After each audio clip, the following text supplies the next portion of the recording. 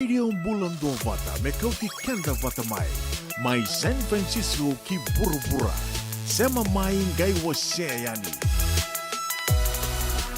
Ongko na Radio Bulan Vata San Francisco, Mekauti Kenda Vata Mai.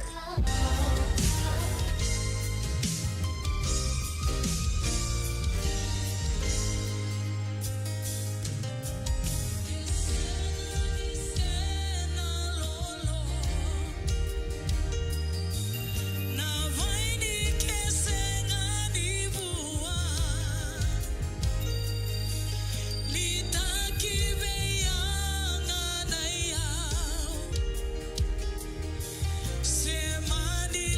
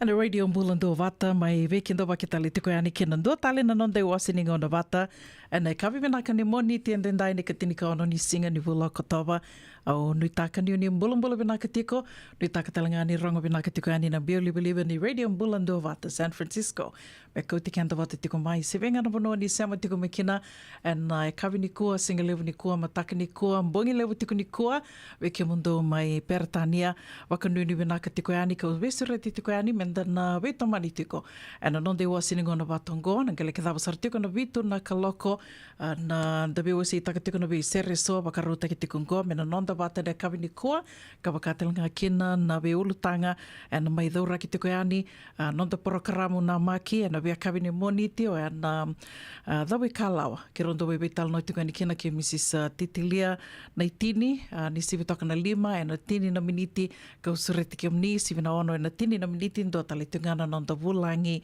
ndokai ana kavini kua kirona me vital no tiko ngayani me soliva kasa matiko wakambimbia ngono ngonda kelani lebu er sarawat tiko mai na nondra green card ana bukuni green card lottery lebu talinga ko and the kelani rasa bakalefo mutalitunga ngo sen dollar tiko ngona ngona ni bakalefo muni green card na gele kida basar tiko na bulo November ko ya kirona me vital no tiko nikina me na soliva kasa matiko ndona turanga ndona nungu weka ka samai bala busar toka na ngona na nona mai tiko boli na bonole bongo Amerika ka roni da kai ni na le busar na kai na mai wasia bat ke kenda kana roni na buke kenda tiko bak bimbin da samai ngole mai na bonole bongo da samai bakai tiko tiko bongo bi kenda da sana mai da sa kilango da sa non de tiko tiko tunde this has become home ko ya usret kemni tiko kena moni sama tik ngamai ke bakai tiko na ulutanga so ni na kata menda na mai vital no tiko ni kina se sombeka na kau ni loma taru takatu ni na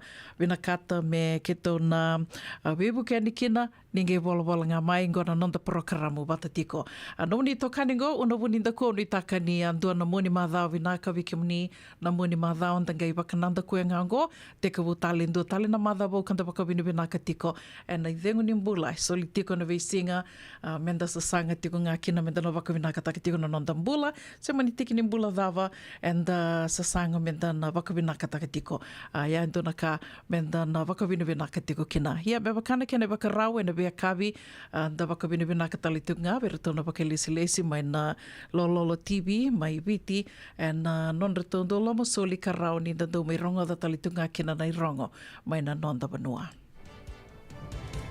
Arto ndua bata na sodel pana visau ni sono tutu baka minister te butaki ni kuwa na Higher Education Careers Expo.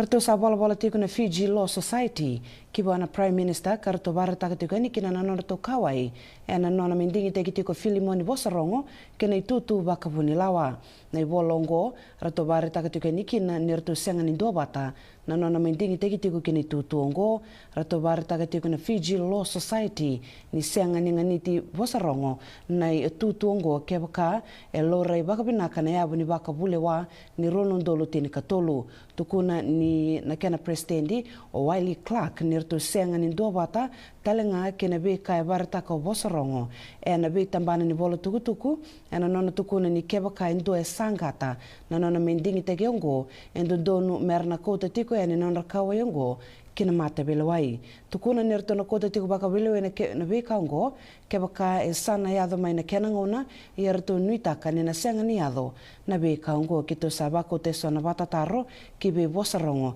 membeleta na be ka me yado ngo kito se baraka tiko na nona sonitaro e na tiki nongo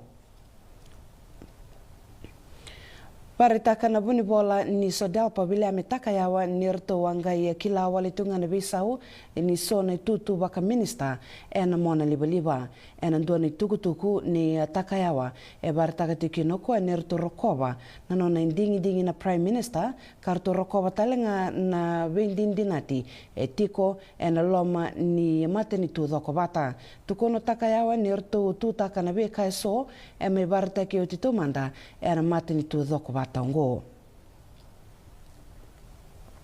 Na tangane kasanga me bakamana steseni no vise tutongo e se turitalte ko bakabesu o Sebastian Rakai e reirai na matai turanga nile wa Krishnan Prasad kasa toki ko na kisongo ke na matebele wa yadake o Rakai e na durti ko na Suva Remand Center e na rabiti ko me berto na Canada e na St. Giles Hospital e sambe ko Rakai e na rua na dala ni bakadada ke na dua na dala ni be bakarere ke la kasa mitaki ni karosa bulkandua ni singa ni bula sauti e sanga Rakai me bakama na steseni no bisa me totongo ka bakadada talanga ke ne rua na talibuni be ke na Rakai e na nona be bakarere ka barre ortoti ko lewe tolu na bisa e na ngerungu talti ko ne kisiongo e ne ka tolu sanga bulu ni singa ni bula mayongo. He mai te tiko ni kua na Higher Education Careers Expo mana Vodafone Arena e Suva. Na inaki lebu ni songongo o ya mernandau ki la tiko na ngone na beka na bia laki taura e na buli tordake. Na prokaramongo e oka kina na bei tambana ni buli tordake. Kawili kina na University ni Deba ni Pasifika, na Fiji National University, University of Fiji ke na Polytech ke na bunga tale so. E na nona mindoloba tiko na Expo ongo e barataka na vuni bola tunde ni tambana ni vuli o Selina Kurleva ni na beka e sa membito batongo e na bukeir nongo ni mernandingi taka wakandondonu na daka na bia kaba e na dabati ko na singa lutu lebongo na Higher Education Careers Expo. Rato sa mai buli arau tiko na koro o na waikama mai ngau e lo mai biti en dua na norto keria bo mana boli taki angona e na lo mani tolu na mbaki saoti rato mai bita tiko e ni kina en dona dingi na leoni koro merlewena ni na programu ka baka to kai tiko na rural millionaire. Te utagi na sasanga ngo ena nonra ena lo mangani bo sa koro me no ikamo me ngau kena sangai me tubo lagi dona tuba mera toso bata kina na leoni koro akun de lutu akun de tos giliu mera daka ni solo baki na titi ni sarong chumba kana millionaire rural millionaire concept bongo e tigu me pambulong tagi tale cukup mengau nangunonggo na lo manitulu wana bagsauti na menembos bakor rata bata kina na itambangone kina bos bakor me sa tigu kina tianggon kana korono ikam rata tigu na rele dio sang bulu wada tigu na ndau titi yang gona watambui me bona talangasi kasangai rata cukup donon dolu mate nembaki donon dolu karun nembaki donon dulu bunangor na katul nembaki. E sanga ni me yade ke ana norto sasanga. Nabi batur da kita ki ko laungo sama ni duru kina songo do batai ma duru kina kooperatif. Na kooperatif ngo menangai merge kina nabi batur da kita ki ni koro.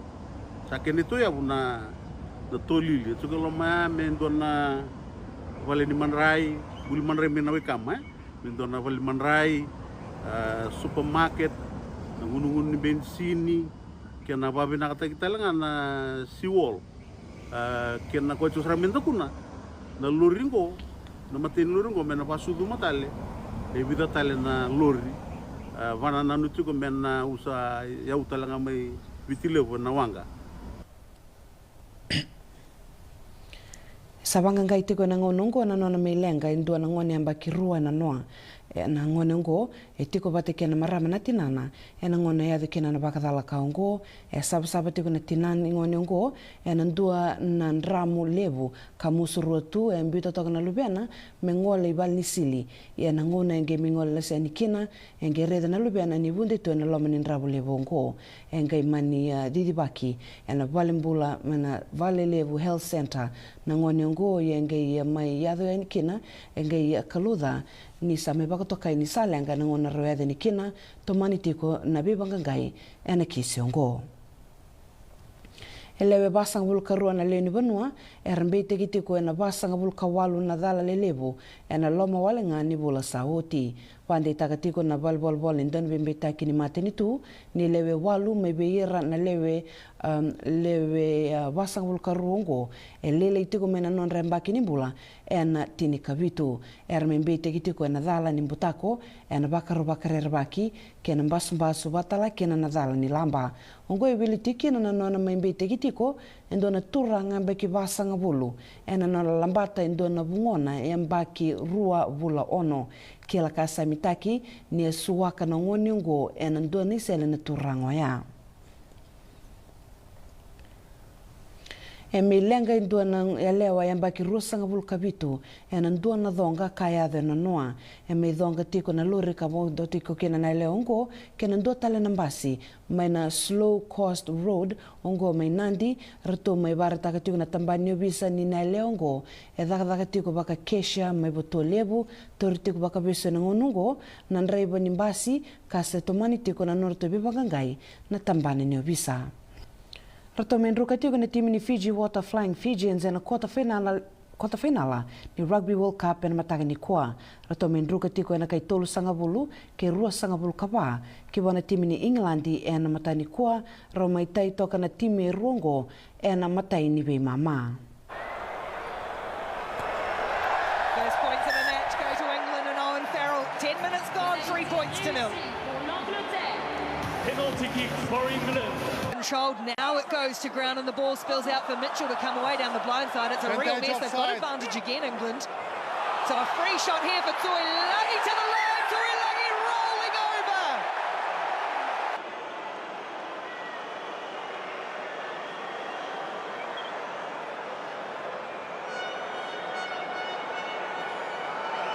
Farrell from wide to add 2 more to England's total. Off the uprights it goes. The try goes unconverted, but England lead 8-0. Towards the Fiji line. Hanging tough in defence though. Space wide or back in field. Chopping and changing and weaving his way is Joe Marchant. Replaced by Masaki Dongek. And Mark Smith, of course, replaced by Ollie Lawrence, who comes on. Here for Fiji as they go flying onto the ball. 5 metres short of the England line, they've got advantage too. It's scooped up. Still there for Fiji, they've kept it alive brilliantly, and Mata's thrown a worldie of a dummy to score for Fiji. Viliami Mata.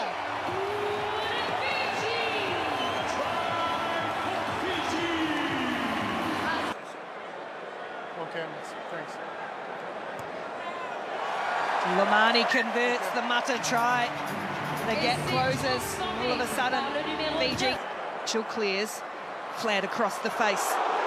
Another big shot. Huge shot as Laws is driven into the side and the neutrals get on their feet once more.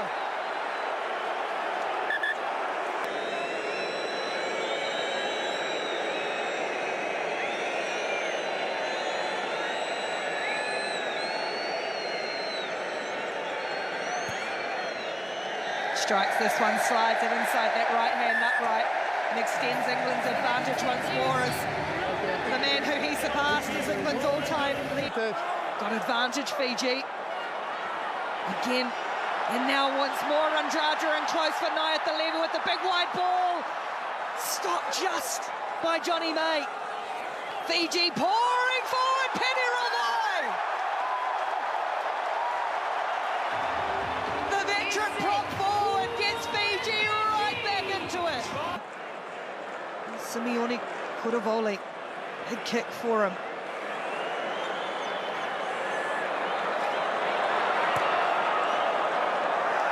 Squeaks it inside, try is converted. Fiji pulls some points back, it's 24-17. That's where the kick was taken, they've got another penalty for a high shot. Randraja with a little stuff is there, and a short ball. Now Silasila puts it on the chest for Vilimoni Potitu.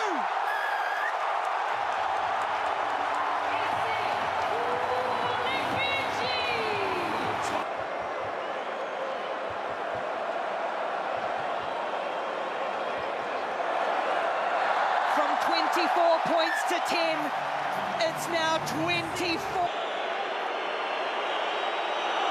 taking all his time. Owen Farrell to put England out by 6 points with 2.5 minutes to play. 27. Can I speak? No, wait, no.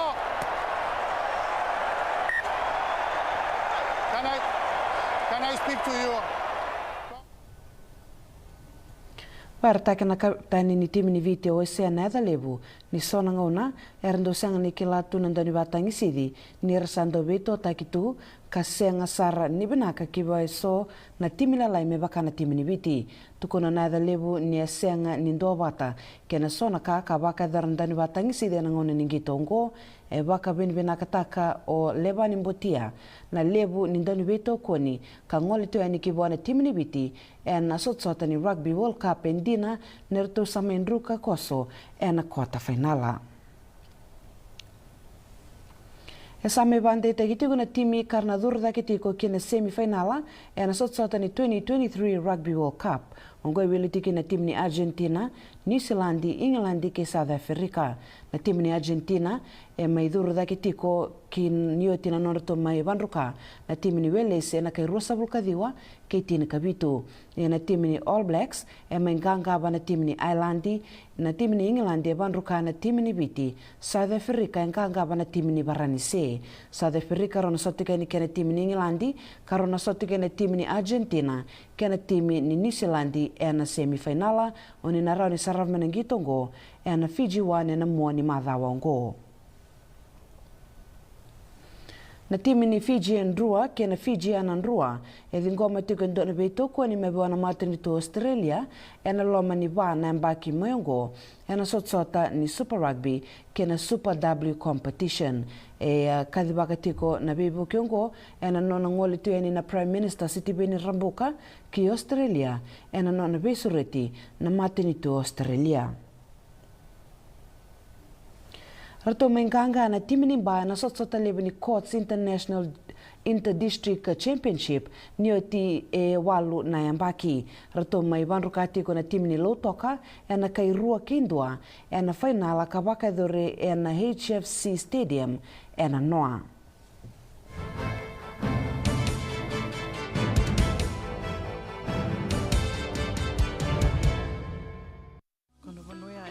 Na dhavu ikalawa kay Mrs. Titilea na itini. Wei talanota kikina na ulutanga mimbi ka daun rendre na kena wei talanota ki sewa sei na matana lewu. Ulutanga ni toso kiliu. Wei waka ungeti ka dau wei labeti. Rangode na wei akabi ni tu siti ni sivu na tinikaro na tinikalimu na miniti wei kemando ibiti. Sivu na lima na tinikalimu na miniti wei kemando California na wei Singamoniti. Na wei tokoni ni JJ's Food Shack, Santa Rosa, California. Rangodi na Radio Bulundong Wata San Francisco me kauti kenda wata mai. JJ's Food Shack. Etigo kedi kina na kankana boga biti me bakana kokonda. Lobo benga ni ngai kani doitu na bundi nan dalos e tabiok. Na kankana boga malangi me bakana steak bakaya loka kena coleslaw. Na karitoa sa wadha badina na keni kanakana. Kaya tigo talanga na nono specials and lomo ni mga dawa. Daw tamba na Facebook. Na doi ni tiwa ya na bani manray pai kay na bungatale. Go na JJ's Food Shack. View Valley mo Billy Jean Street, Santa Rosa, California. Kaya talangan rato dili mo yang may Santa Rosa, may yato saray ni Kinavato. Giritirito sana Kinavitu, Saiba Vitu, Tolo Dio Tolo, Dundu, Limon.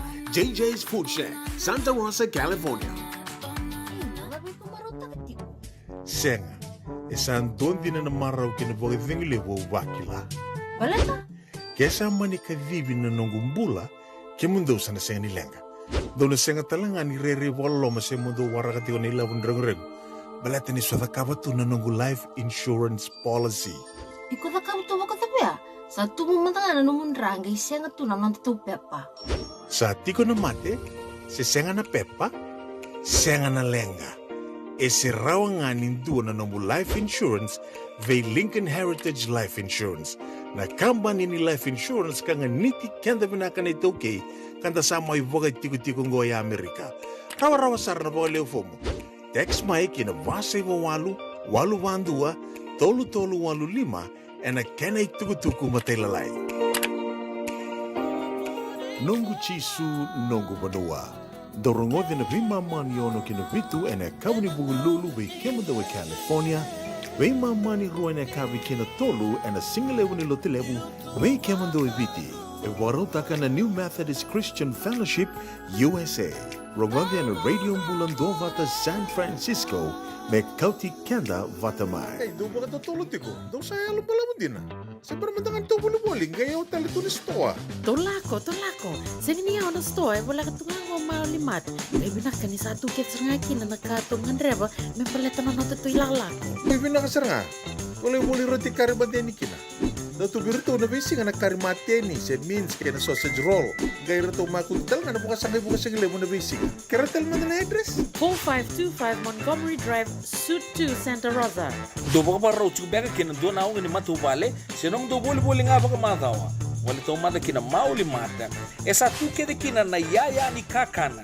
Yaya ni ti kina bikala lai tale so, kanda un rendre na kunea. Kartu raw talaga ni kota nom ni boli-boli ke ba mi tigo men na Marine se Sonoma County, kan rendre nom ni vila ko haki. Vitar tarani kina napa ni taliboni, 125 saiba. Vitu tolu 5 vitu na kena tuku matay lalai. Mauli mata, 2525 Montgomery Drive, Suite 2, Santa Rosa, California. Ia na Radio Mbulando Vata, samai sivitonga na tolu e na rusanga bulu kawalu na miniti, au wekinda wakitali tiko yani, we kemni na sige sema wau tiko mai, kena dua tale nonon dai wasininga ona e na kawipenaka ni mo ni tendendai, ka tinika ono ni singa ni bulu akotawa, au nui taka ni oni mbula penaka tiko, nui taka talanga ni rongo penaka tiko yani na mbio liba ni Radio Mbulando Vata San Francisco, me kauti kenda wata tiko mai, sevenga na wano ni sema tiko me kina, e na kawi ni kua ke tō maro taka tiko e California na totoka ni nraki, rata pakarita ka tiunganan daw ni Nraki, ni Wekito en Esanongo, en Tombalewe San Francisco, ki tōna wakilatiko, en dua na wani Nraki katakata. En a wakilatiko na katakata, na lomini vida na singongo, ia gai muani madao e ania, sana via toso mbutalitiko na katakata, sana laki wakilatiko ni na via mbatambatai, ani wakalilai na Nraki. Sa kia na ngona tiko, da watiko me ngona bula i mbotambota, da ke latiko na bula i mbotambota, e sana teka bu me mbatambatai tiko yani, ni bernin dangai adhobayani na ulen batambata se na winter. Ando talitaka na Nraki ongo ka unuitaka ni Nraki venaka talitunga se venga na bono ni sema tiko mekina ene kavi venaka ni moni tendendai au kela ni lebu beka bekanda dese na rarau tinga dese rarau takitimbeka na ngito e na noa lebu bekanda sanda na dingo amatu matanga da tos talitiko na tos nimbula ando tali na madha o vongo au baka sama takitiko na lebu ni veitala no wakawili ka tiko wakarongoda tiko membaleta tiko na wakatulea waia wakaedora tiko ndo ni wakatangi sidhia na noai o sange e votu tale me bia ona kai do tukuna ndo na buiningone wa venga ravitu wa na vida na mbaki sawati ni rondo vimbaki na tuakana sange do langa mo ko bia sange do wangona na boso una wakadaba manda auro ni kango biko ke wakamera komai endo no ndolu na tomata merambiu endo no ndolu na leoni vanua me ramendambe me range me wakatule wata ki rau o debe ki rau en donu de dala au kaitunga be ko yo nga una donu na levo ni ve wasake wakaidurtiko na da wakawili ka tu na Facebook na ve wata taleso na ve tala no wakaidurtu au kila na levo mbaka ni na nguni angona na ve tala no tunga wakamatu bale e votu saranga me via na kaindo da puta no buiningo de ai ke vakai dono ndolu raleu en dono ndolu me randambe me range wakatulewa mai e na ve kai ada tingo au sa tuko ni tinga ningo ni eu nga una dono eu nga una ondina tiko o vambota ni bunga talanga ve kanda na vatiko ana nonda vaka sama nonda vaka nana no tiko dona marama no gitoka ni veluto na no o terunko savada vatu no kwa sa Lucio Viti o sa diwa tungango me ko ndoni wakatangi sidi me wako mandi Viti doanga na singa me ko kene Viti au kilaro ni ndo sa taka kia na kai na numa tiko waka nuni vinaka tiko yani tos tingana mula au kilani rauni nda nandua wata kia na nonda maru taka na nonda tongito na nonda dhorbo sa ndona vanua e rato leimbiuti kanda tiko kina da rato mbita tiko kina na roni kana wakatangi tengende ni ngito mai Viti ka wakatanga kina na kia kande rongo sena kena wakarongo i tuiani na nonda vanua lailai o viti. Ke wakai lure na mape so na mape se ngamandangani dandaurida kina na nonda vanua viti. Ia, koea da wakawina ka tiko. Ka tostali tiko unu taka ni na tosa vina ka tiko na kena ngaravi na itavi e na duatale na madha wongo. O sureti ke mnini se amatiko ngā mai. Sivina lima na tini na miniti na nande wasiningo na wakarotaki ke rondo me wetal no tiko ni kina ke Mrs. Titilia nei tini na dawi kalawa e na weitokoni tiko nei JJ's Food Shack ia ni sivina ono e na tini na miniti do talitunga na nonda wulangin do kai e na kawini kua do na wekangu sa mai balau sarnanga ona na nona me tiko wole Amerika ka au na numa ni na vinaka me kiro me vital noa me rauni na soli waka sama tiko ani be wakunge titiko we kamuni na sa yadoro tiko mai sa rau beka me na pepa na buku ni green card sen na ngoni sala da vatale rau kina na nomani pepa we kamuni talangana senge wakaleo fomu tiko na buku ni green card lottery sa $1 tiko ngoana gele ki songa tiko na bulo November na we kamuni ke doya o sre tiko muni muni sama tiko ngamai na nonde wasini gona vata na radio mbulando vata na kavini kua waka nui ni vinaka tiko yani. Wenga na bono ni sema tiko mekina kona via wakambula tiko yani na sera kataravongo. Wekemando na sema tiko mai na kavini kua ni bula vinaka. Nui take ni rango vinaka tiko yani na bioli boliva ni radio mbulando vata ke sange matai ningo no ninge sema tiko mekina se sandendem beka o ninge sema tiko mekina kera tinga kendona like share rautelinga ni subscribe kina ni to YouTube channel na be paroka ramu kede sara endo rongo di tiko ani na nonde wasiningo na en na be kabe ndo beauty ko kina radio mbulando vata YouTube channel me raunio ni gele rongo da tali tiko kina bolo binaka lili koroi wanga vatu baka nui binaka tiko ani be kemuni baka tala kina ve dilesu ko mai mbole ni bolo binaka no guiada baka nui binaka tiko ani una isi leo ngata ke kimdo ke desara na isongo ni Suva Cancer Survivors o nui taka ni nandona madha vinaka vikimdo na madha ngo baka nuni vinaka talitunga ni o kilani na mundo wula ngo na wula kandau na numi tiko kina o ira na Tovi Cancer tiko se na Pinktober o nui taka ni na tosa vinaka tiko na Vengaravi na wula ngo baka nuni vinaka talitunga ni virakai lalanga vesi ni mbula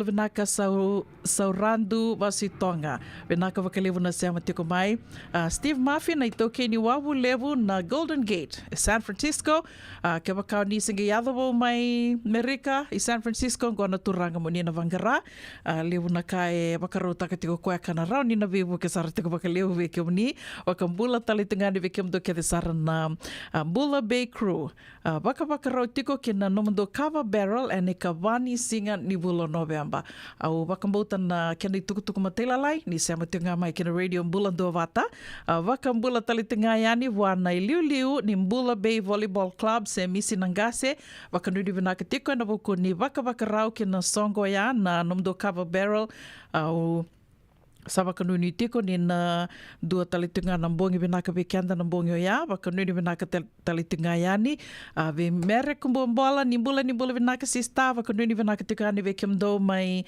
San Rafael wakatalinga kina vi ilitia Tama Mbeka ni mbula vinaka wakanuni vinaka tukana vikemdo in the city level in San Francisco Tabs Moji ni mbula vinaka Anambatamba Chone Mbatiwale ni mbula vinaka wakatalinga kina vi Luisa Kumbuombola wakanuni vinaka tukana vikemoni Norma Blake mbula vinaka my friend unitaka ni ondo mbula vinaka tiko wakatalinga kina vi Palu Dhaba ni mbula vinaka Maramanaita mbula vinaka Mama Kauvesi wakanuni vinaka tukana vikemdo na Vitamani wakatalinga kina vikemni ke sarna wakelesi ni Connect Fiji Care unitaka ni nandua na madha vinaka na madha ngo wakatalinga kina vi Katie Mera ni mbula vinaka Barada Abel Jr.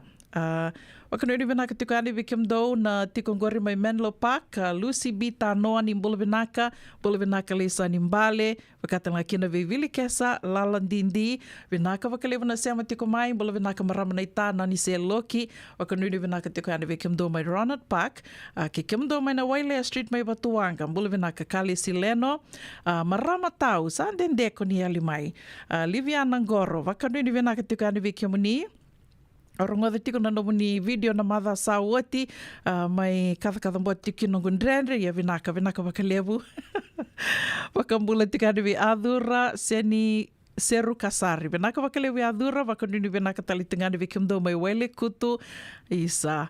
Nuitaka ni senga nimbadi nraki suatu vikimdo mai asanangori, wakatalna kina ve anti ili, mbula benaka, welcome back. Di Lady D, nimbula benaka, nrole laibuso ni mase, wakanuni benaka tikani vikimni maramatau.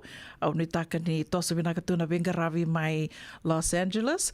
Wakatalna kina ve laveti mbali suva ke kimni keve sara na bengaravi tiko mai Australia na buku ni programu na NEC au ni taka ni na tosa binaka tiko na bingarabia au wakasama taksar tiko na itala noa ni City ni ratura lai na doa na iwasi ni ngauna ni tosa ni ngauna ke wakao ni sembera wakantua ni rongoda na tosa ni ngauna au suriti ke muni ndo sema mai anu vea kawi ni buke lulu ke wakai senga ke wani lata se senga ni raunio ni ndo sema mai na ngono ya ninge siko bayani na Radio Mbulando Vata YouTube channel ni sarava na tosa ni ngauna do venga ravitiko ke no City ni ratura la ngai o wakasama takango en doa na itala noa taka kuena non rovi tala noa tiko ke i tala na non redo masu laki tiko ira na ngole ani wakadakadaka i na NEC sangai tala noa tak sangai tuko no koe sabi so taka na nongunganga ni masu nongo sa tuko no koe sa nongunganga ni masu sa vango turanga ke wakao ni kilani na lindo tale na valni kuro ni lango me sa kuanga ni lako wakanu ni vina ketika ada vikemdo turanga yanu mai serne vikemdo ke desar mai Australia ni taka ni mbulu vina ketika mai Sanangori otongo rosa ngabulu katolu na beniti bevana kaloko na Radio Mbulando Vata San Francisco me kuti kanda vata tiko mai no menito kaningo una bonita kua ni mbulu vinaka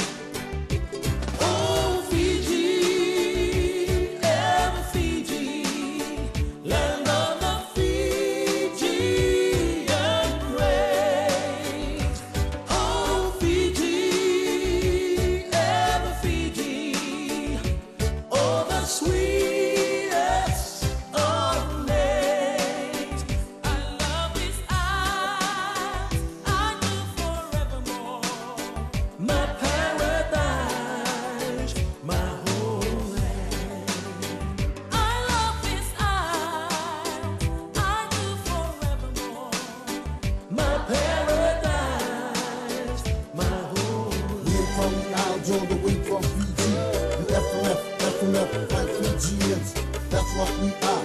We're proud. FMF like Fijians. We're from the Isles all the way from Fiji. The FMF like Fijians. That's what we are. We're proud. FMF like Fijians. We're from the Isles all the way from Fiji. The FMF like Fijians. That's what we are. We're proud. FMF like Fijians.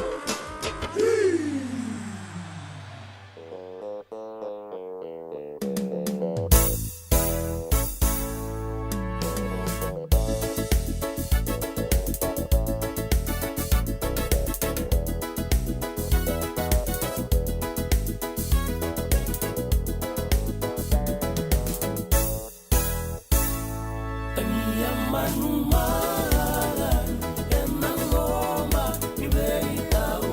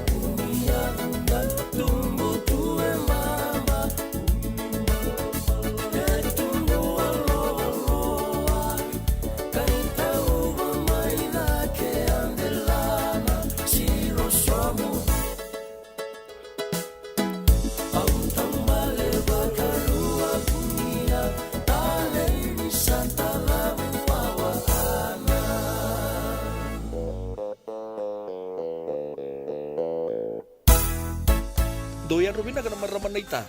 Do samba di ba kusa-kusa iwe. Yandra na ita. Kita sili katalaw mande na Orange Lounge. Maleka. Gorsan ba di kata-kata pinakasartunga toboy simpang bakau. Gay way dala tu kinambata. Koe serengan kori. Sono ngono santa pinakat serengan na kenta kakana. Di na to zoko. Kaya kita sana berata ini bagai singlebu, kita sana gali bagai kabi ngaya ni kena. Na Orange Lounge, kata lau bagai singlebu se bagai kabi, baru tadi tu bagai manggo sanggai to toka na bono ni kana. Main na menta tu ide ni ti, kena bagai singlebu se bagai kabi me bakana bagai sekera. Na sui, ike tabu teke roro bagai lolo kena vida tale. Gira ramo klana menu ni singoya. Na Orange Lounge, tolo-tolong dua Orange Street, Santa Rosa. Yang dua tala na tamang divingarabi ni Divine Group of Companies. Dola mena wala kaloka na mataka, kina wala kaloka anambongi moniti kina singatambo na Orange Lounge. Tolo-tolong dua Orange Street, Santa Rosa. Kasarana, paniray na tokongo na kenay-ray-ray. Dua nga na rukuni-buni kau, dua bayaran ng tingit taki, o Reverend Aminio Balen Rock.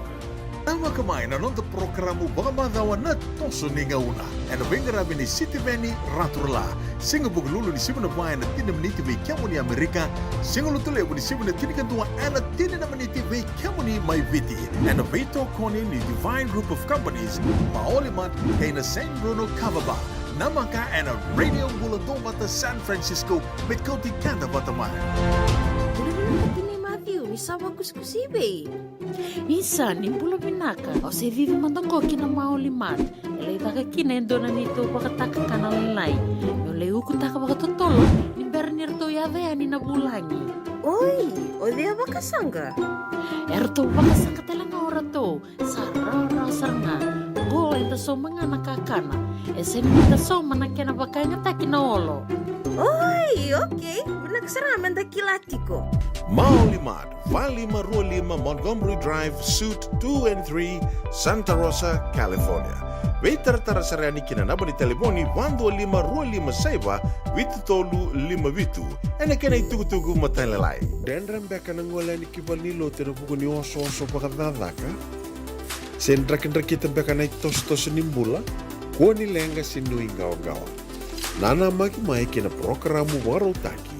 Mai vera tau na New Methodist Christian Fellowship USA. Nongu chisu, nongu banoa. Ruwa na vima manione na kabini bugu lulu bei Kemando e California. Vima mani dua na singilewu ni lotu lewu bei Kemando e Viti.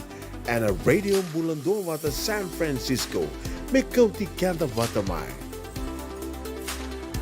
Ena muna ngau na nalewu ni nondo so enda sa senga sarangan nikla na dabu menda baka talau taka buka singilewu taka sa baka kapitak. Neka kuni lo malenga. Sa tipin dono munua erau ni buka dingo ikimuni. Waya na JJ's Food Shack, Santa Rosa, California. Na vei matanggali kaka na jibgina. Mebaka na karitua, waraisi. Na lobo, palusami na buwaka na kaiwa soso, na dalo na toa, na kukonda, bayangani ka ng gamure. Nakaka na buwa malang, mebaka na steak, gay bakay loka, tabioka ka na coleslaw, surua, tatni. Kailangan ko pata na kaya na pie ng bani kay na manray. O yan na JJ's Food Shack, Santa Rosa, California. Erau sarang ano direct message virtual giring akin na bitu sa iba bitu tolo duon limono se o nga wali sarang ali tumito may nanomota na dio maluma Billy Street o ya Santa Rosa, California. Erau talang ani rutuli dilibata kan na kemu katalo wasing lebu sa mga kabi ya may Santa Rosa, Kinavato. JJ's Food Shack, Santa Rosa, California. Ongko na Radio Bulando Wata San Francisco. May kauti kanda vatamai.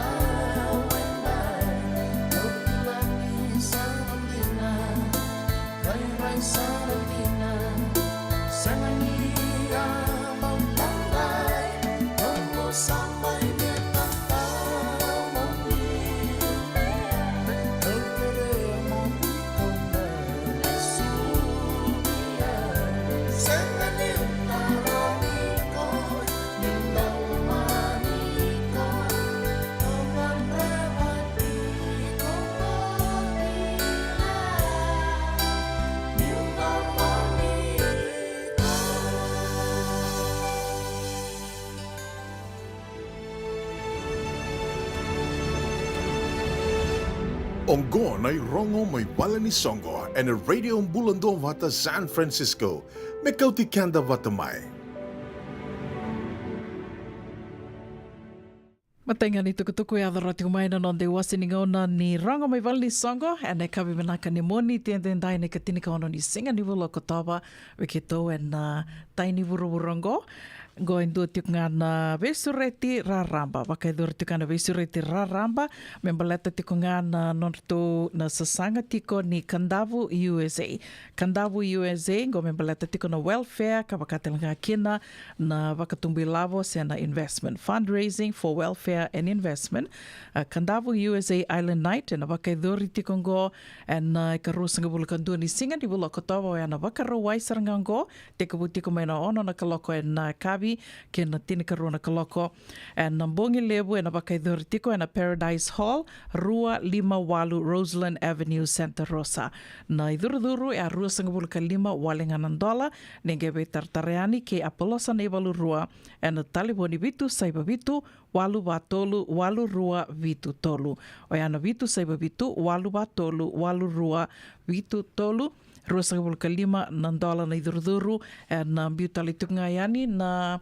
tikite moni na reda kina na kani tukutuku matela lai na nonda bata na radio Bulando Vata.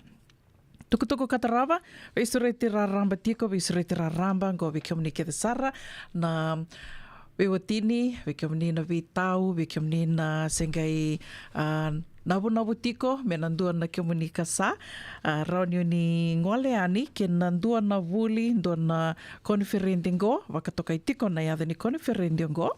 I still do marriage conference discovering the way God intended marriage to be. Ngoer to biuta bate tiko na Living Waters International Christian Assembly e rona mai wakai tawi tiko kina o talatala Moses ke Catherine O'Connor, wakatanga kino talatala Manasa, ke Senimili Kolibuso. E na waka e dhuri te kongoa, ne ka ruasanga bulu ka vitu ni singa, ke ne ka ruasanga bulu ka walu ni singa ni bulongona bulu o kotoba. Singa rua, te ka butiko na walu na kaloka na mataka, ke na tolu na kaloka na kavi, ka na waka e dhuri te koe na ndua, saibandua, North Bascom Avenue, San Jose, go e na idhuru, ndua na ndrau, wasanga bulu, ndua na tamatai, 140 per person, kene balambale, we kem draba ka o tini se o kem niwat ke na nomni tau asa na rua nandra walu sanga bulu tiko e na singa rua na konferenti singa rua ngo keni tuku matela lai raunio ni ge bitartareani e na taliboni van 25 rua diwa sa vitu saivan 2 se ono 5 saibandua vavitu saiva walu namba ni taliboni rua ya mo ni ge bitartareani kina Bekem na vina kata na tikite, ia sa biuta litunga ni na tikindongo na nonda batawata na radio bulando bata na irong may wali songo mo ni nangai tora talikina na namba ni taliboni tuku kataraba ya daro talitunga mai na nonda iwasiningo na ni irong may wali songo ne kavini kuan do talitunga na visureti ken lotu do na visureti na lotu ndangoleani kana wakai dhuri tiko matai ni loto na wakai dhuri tingo mai Canada go na non rito konferendir to bito bata tiko se didi waka tiko na Christian Mission Fellowship USA CMF New Methodist New Methodist USA na wakai dhuri tiko mai Canada na matai ni loto go na wakarau ena wakarau wai ne katinika walu ni singa. Moniti ne ka rosanga bulu na katinika walu ni singa. Ni wasatia o tiko buna tale. New Methodist USA. Ena wakaidhuru tiko na lotu mai Canada. Ena wakarau wai ne katinika walu ni singa. Ke na moniti na ka rosanga bulu ni singa ni wala November. Yana ndo na moni madhawa. Wakarau wai ne katinika walu ni singa. Ke na moniti na ka rosanga bulu ni singa ni wala November. Kana wakaidhuru tiko mai Winnipeg. Mitchell Community Fellowship Winnipeg, Canada. O tia, sanagai toki mai Sacramento. Sacramento, wikem doe Sacramento ke na bibo na wole kata na wakaidhuru tiko na lotu. Ane ka rosanga bulu ka rua ni singa ni yana buke lulu. Buke lulu ni ka rosanga bulu ka rua ni singa ni wala November. Na fellowship ke na Vitala Noa Wakakavi. Kana wakaidhuru tiko mai Sacramento. And na Yum Buffet and Grill, 4300 Florine Road, Sacramento. O tioia, na ke na wakarombuka, ke na wakarawai, wakarombuka ni ka rosanga bulu ka wani singa, ke na wakarawai ni ka rosanga bulu ka 5 ni singa ni wala November, na ke wakaidhuru tiko kina na lotu, and the Embassy Suite Hotel Conference, 272 McKinnis Parkway, San Rafael. 272 McKinnis Parkway, San Rafael. Keni tuku matela lai ninge rauni vei tartareani ke Senior Pastor Simeon Mbale and the Taliboni van 25 walu vavitu tolu rua ono 5 se Senior Pastor Savenada Tuibanga and the Taliboni vitu saiba vitu 5 diwa saiba 5 ono nange bitalitunga ne tikindongo and nonda bata na radio bulando bata tuku dabanga se mani no mundo i tuba mbeka i tiko membaleta na songo no mundo i songo ni Wulioti songo ni asa se na tikina se na koro se na no mundo i songo ni matangali songo thavanga se mani tiko na no mundo sasanga no mundo i tuba ni wakota mai rani na mai kadhi waki wali tiko ani na radio mbulando bata ngoendo na guni sala rani na vibu ki tiko kina na radio mbulando bata kina no mundo sasanga wuruburu tu dhako endo rongo di kina na radio mbulando bata wikem do mai New Zealand, Australia, wakatanga kina. Wikem do mai viti, so talangar do bako te tiko mai no nonri tuku ni we sasanga so na soli kina we katali so. Do mai kadhi waki tiko ane nonon dei wasiningo na watongo na irongo. Mai baldi songo ningai wala bola ngamai Ronio nimbito mai na messenger ni Radio Bulan Dua Bata se messenger viau una buninta kua se vi tupe pedelina novo and na messenger talanga se o tali matakimbau ana bingo ni sale so Ronio ni na bako tamai kina na nom doi tuku me na mai kade vaki wali tuku ani and na irongo mai wali songo and Radio Bulan Dua Bata.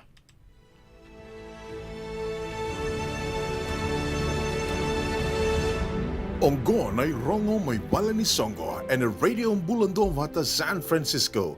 Me kauti kanda vatamai.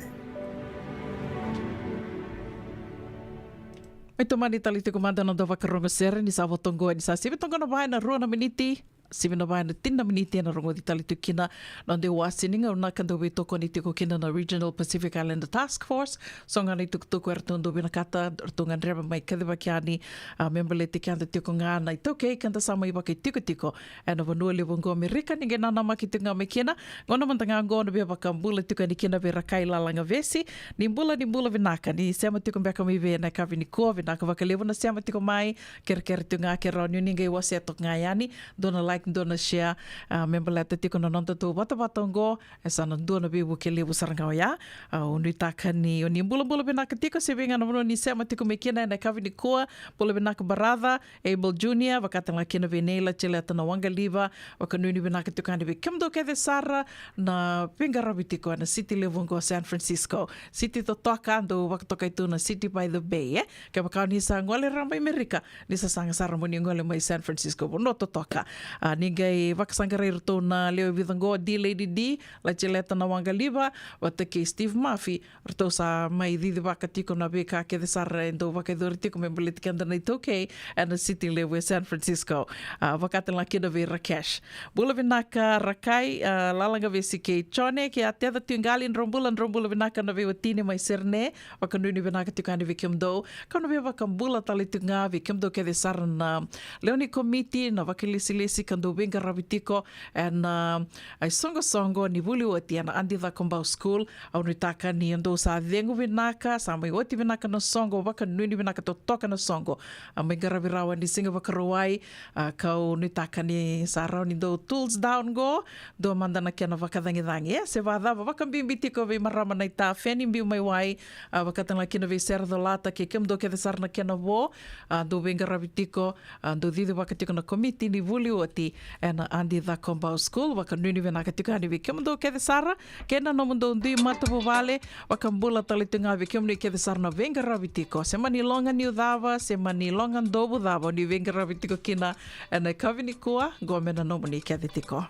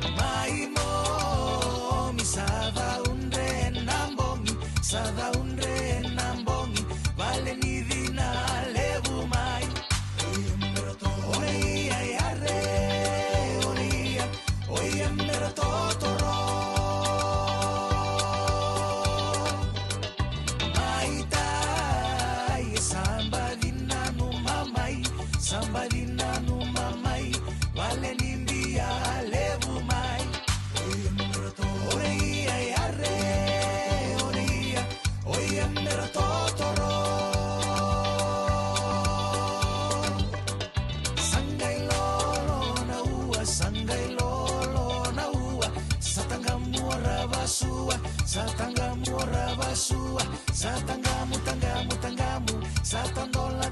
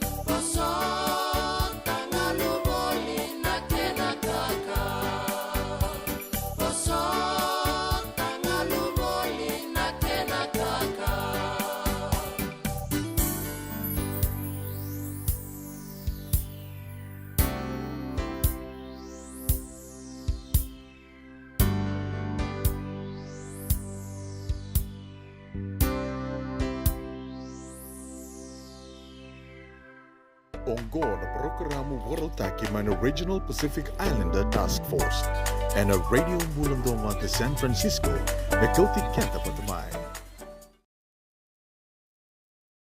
Na radio Mulando Vata San Francisco sa may sibitang ka na ba na tinika ba na miniti me bakawa bakarita katiko niya na iwa siningaw na ka dobe toko dito ko kena na Regional Pacific Islander Task Force goin do na isongo-songo senga wala nga ni tiko na Bonongo Amerika California and go tiko na Bonua na via sa Amerika to doko ya ke to daka bakabole kasara kerto na tambana kartu venga rabitiko weekend to California na Regional Pacific Islander Task Force na usutu tiko ni norto benga rabio ya na nondan do bakrarama taki tiko na nondan do bukei tiko na itoke seng walanga nyo kenda na itoke kenda na kaibiti kanta sama iba kai tiko tiko na Bonongo Amerika go ro katalitunga kena oira mai na be sai mai and wasa oira mai na be yanu taliso matani tulalai taliso mai na wasa Pasifika kanta sama iba kai tiko kede na Bonongo Amerika wakambimbi tiko be kenda to California wakatalitunga kena oira na Tonga na Samoa Marshallese ke na vida talitika na matani tulalai so ero katitiko na norto benga ravi na Regional Pacific Islander Task Force doon usutuli butiko ni non retu benga rabio ya na nonda bakararama takitiko na bikai so membala tiko na nonda bula na tambana ni bula kabakatel ngakina na bibu keso etu mana matanitu karawan inda mai bukeki na se na yanga saraba kalibu bekenda na samai bakai tiko se maninda ngwali tu mai baka ngande baka bulangin da ngwali tu ngamai senda sangwale mai menta samai bakai tiko tunde wira na sangwale mai na green card o ti wira talanga karsalio ni Bonua tunde serasa mai citizen na Bonua libongo Amerika endo waka keditiko na vika karatundo bakaruta ketiko na isongo na Regional Pacific Islander Task Force duango na vida na tolu tiko ni tukutuku ertongan draba menda mai bakararama takitukina se mena mai wasi tikani bikanda nikua matai o ya membeleta tikana COVID-19 ke bakaenda na vakamuri tikona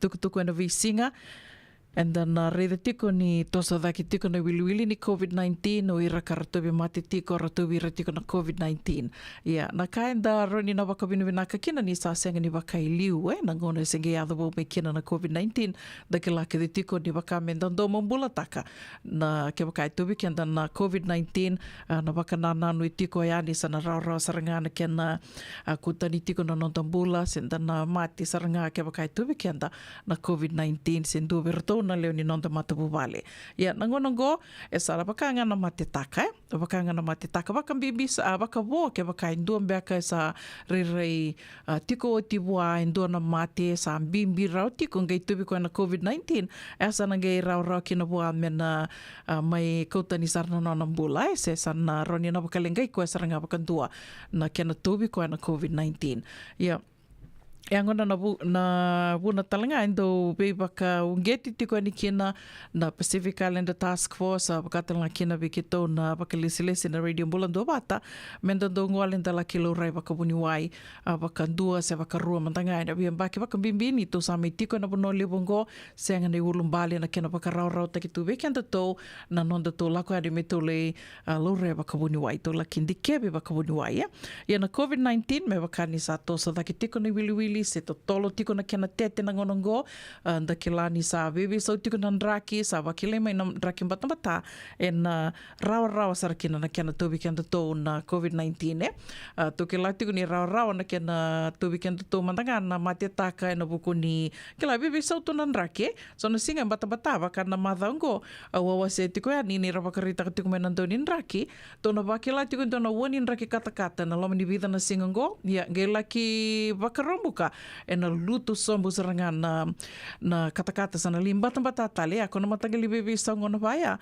bakatan lakina ninda tumba inda pakela to na kata-kata tiang tangela kanilom ni bale sen motokae bekendo to nando ndreba bale bu to o tiana air condition na biusara tu idake me batambatan me tu wake latu na batambatan is arui katakata I tumba kona bebe sau ni nraki wa ana kena waka sauri na be sau ni katakata batambatase na temperatures waya roni toke la kede tiko ni ndau waka wu bada saranga kongo nea me wakani sa ngona tali tiko ni ndatu wake latu kilawina ka kede tingo na flu season rau saranga na kena be tu tiko na COVID-19 karto be waka na numi tiko ngā mai kena and Pacific Islander Task Force ni waka rawa takatuna matini tu na nonda rau ni kerea yani na home test kits, COVID-19 home test kits to ambito tiko mai na kena website ka wasa ambito o tiko yani na nonda to wata na Radio Mbulando wata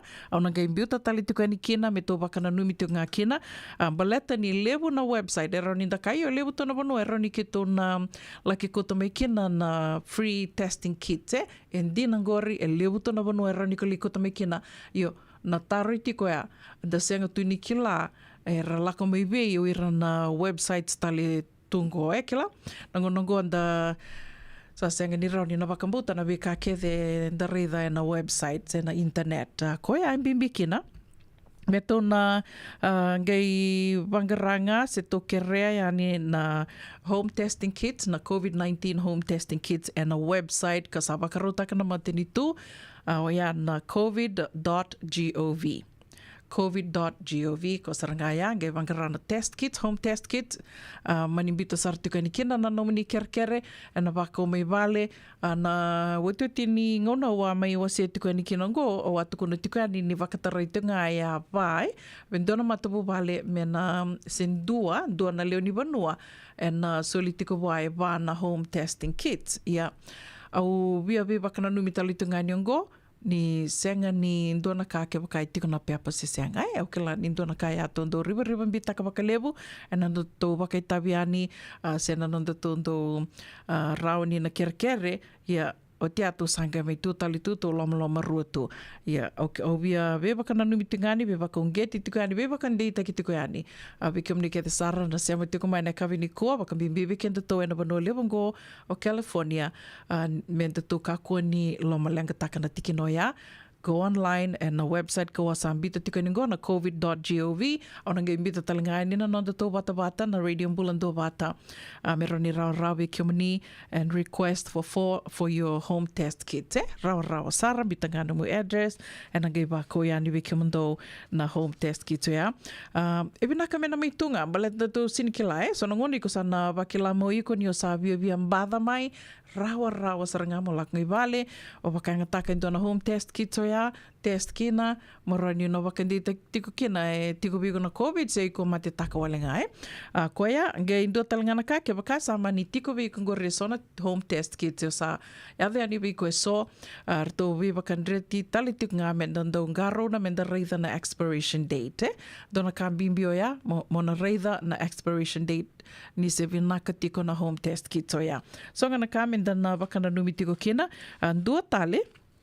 Dua talingo na hepatitis B do keto vital no nina rongo da tiko ni dombi tika ni na keni tukutuku dombi wa somatiko yani na keni tukutuku na nanda wakana numi tiko member leta na matingo na hepatitis B lebo bekenda da senga tuni kilana kena wakarere wakimbeka na ka endo na ka u ndomo bulataka kena na hepatitis B baleta ni senga tuni na eroni na tobi kutu yo na senga ni kilana ni sa tobi kutu baleta senga na keni wakatake la kila sen symptoms senga ni ndo na kena symptoms kilani sona ngona ndanga indo kinda thalanda sa rongo da indo sa mate se sa tobi koe na cancer o bambuta na cancer ni ngava se na liver cancer e wunga na mai na hepatitis B ke wakai sa tiko bua na hepatitis B kan bimbi kena me tō lako e ani weken te tōna sa me tiko na wano liwango e rawa sara 5 ngana miniti na kena laki ndikewi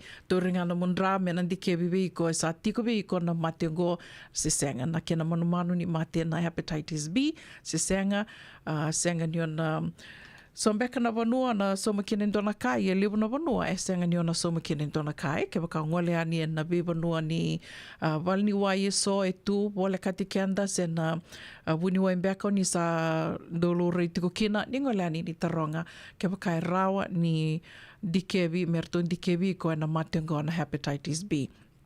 Dua tale, obia bakana numi tali tungani membalata na TB, tuberculosis, goen do talangana kae na sangaiti ko menandua na madhawa na bula maingua na bula November, mendua kina na me tona laki sota yani vi ke muni ke te sarango na vi sure te raramba muni ngole ani vi ke muni oni na via kilana vi kai so me paleta na tuberculosis and TB ka rau talangani oni laki ndike vi kina se na testing na TB test Rauni na litori tali tunga kena, anange bakandi taka tukani na tiki ni singa kena vanua na bakai dhuri tukina.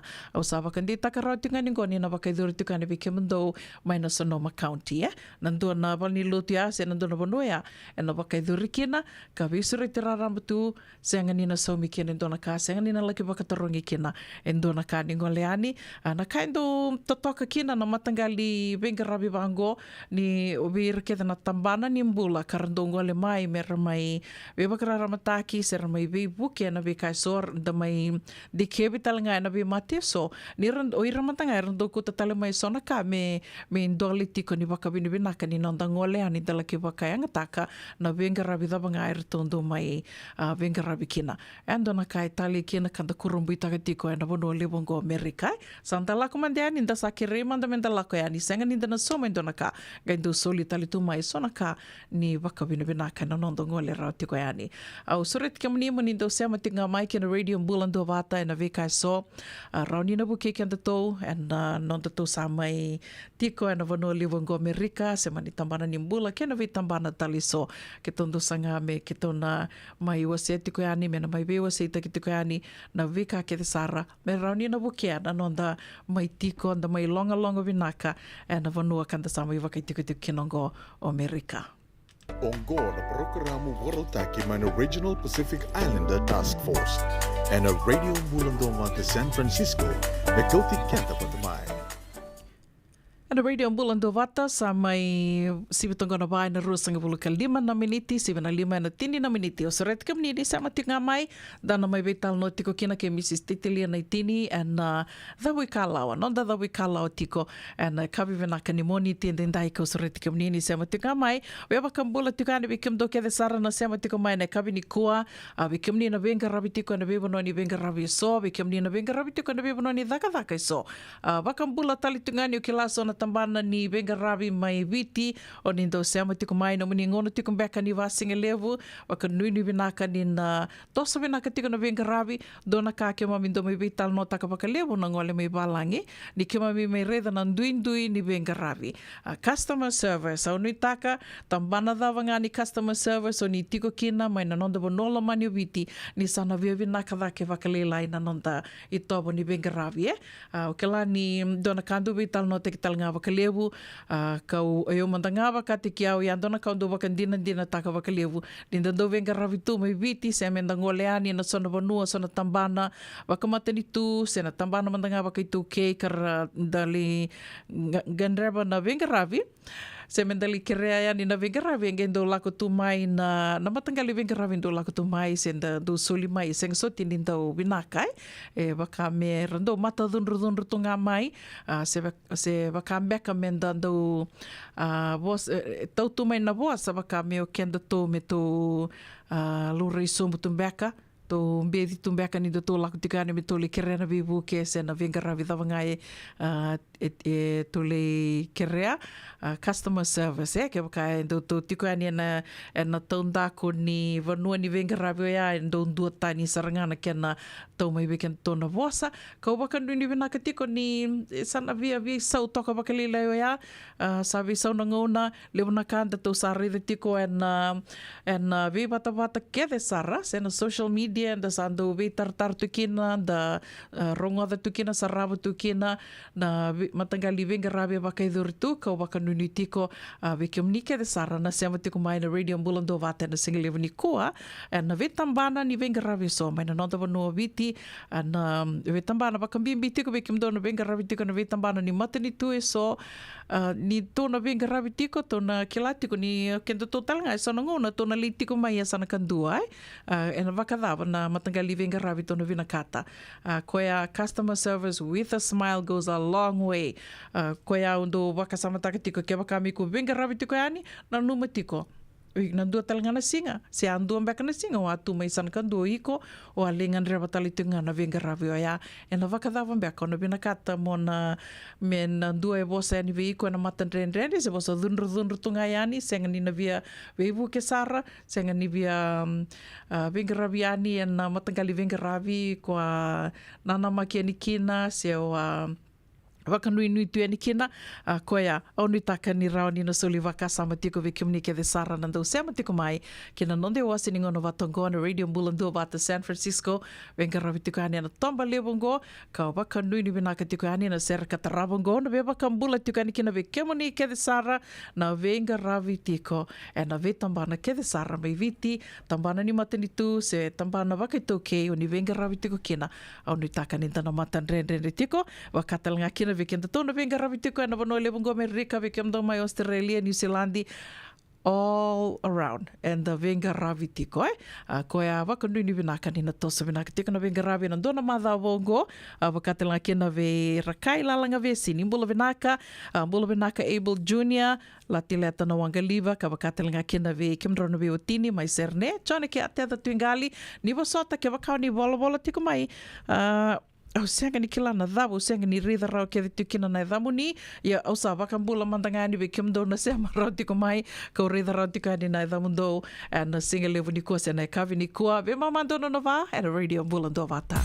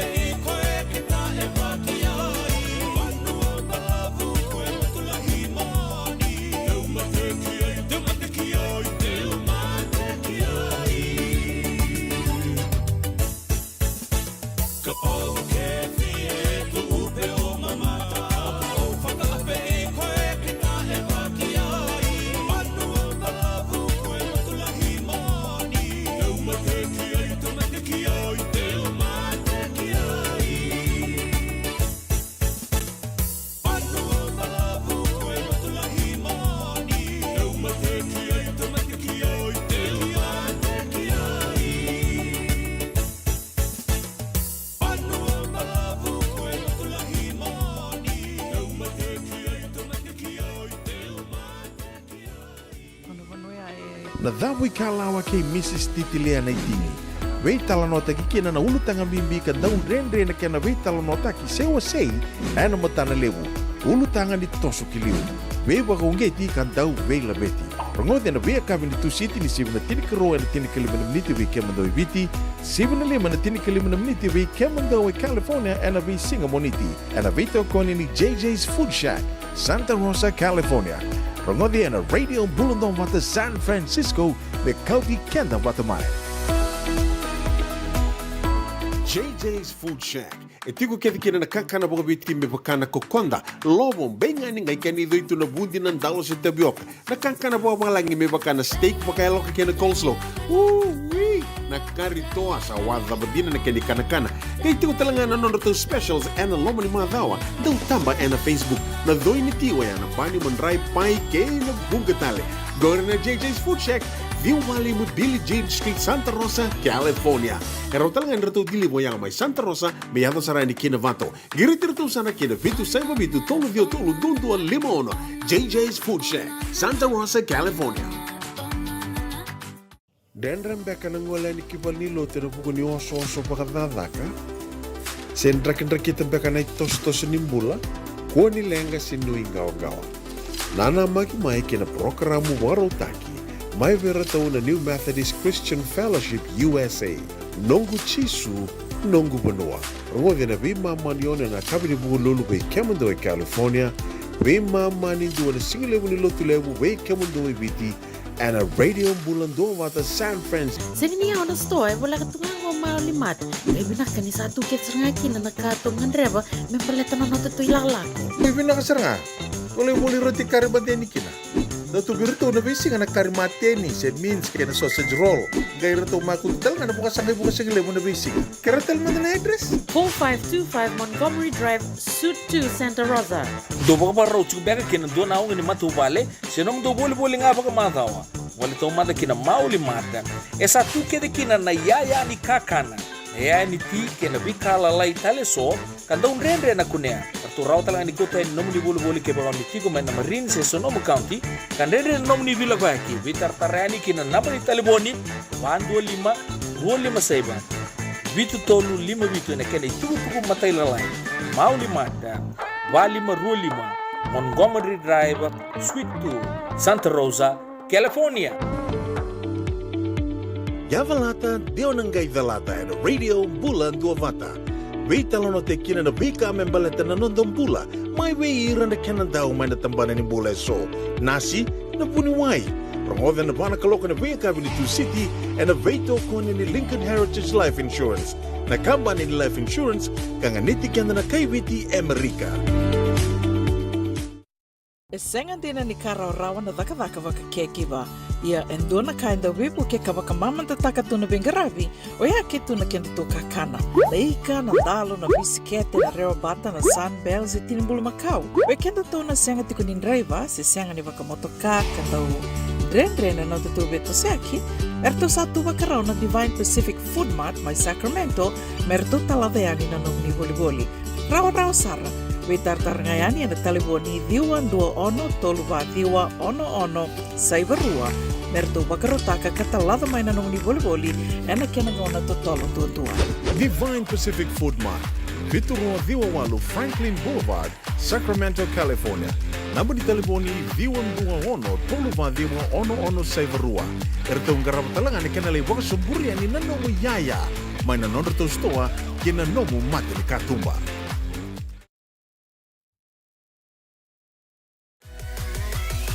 Radio Bulan Duavata mekauti kenda vatamai. Mai San Francisco ki burubura.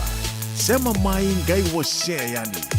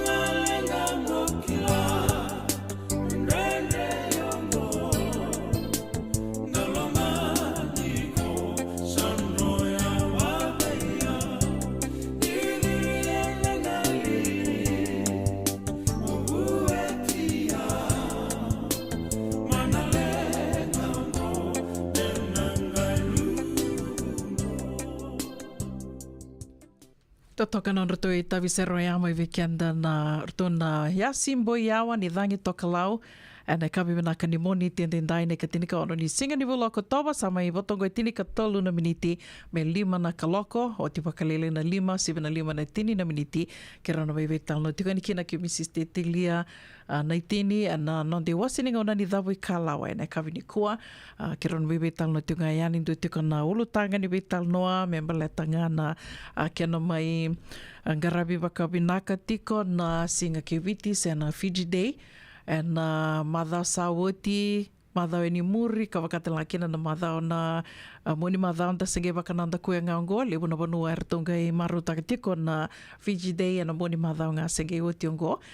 Ke na bekataliso rauninda mai vital no tu kina ka me wakawure waka sama tu na wakabibini nda sama itu na vanua tani ka ndanga I sanga tinga me da nanda wakana numatiko na nanda vanua lomani ubiti na kena maru takitiko na Fiji Day na via mbaki kwa ya usure tika manini sama tinga mai 7:05 na tini na miniti kanda wakabina benaka tiko kina JJ's Food Shack na nonretu bito koni raunindo mai rongo ditiko kina na dawi kalawa na via kavi ni moniti o wakabina benaka talitunga vi kumni ke desara nanda usama tiko mai nanda waseti ko yani na nanda bata kumni na sa subscribe tiko kina YouTube channel nito sa sanga tiko nito ngangandre me nangai dava na mbaki ngo menda saya dova tiko yani nandua nandrau na undolu na ndau sema tiko mai kina nanda bata ngo na radio mbulando bata toso binaka tiko ya ko ngaya ke to ngandre tiko kina wakalevu na nomuni bebu ke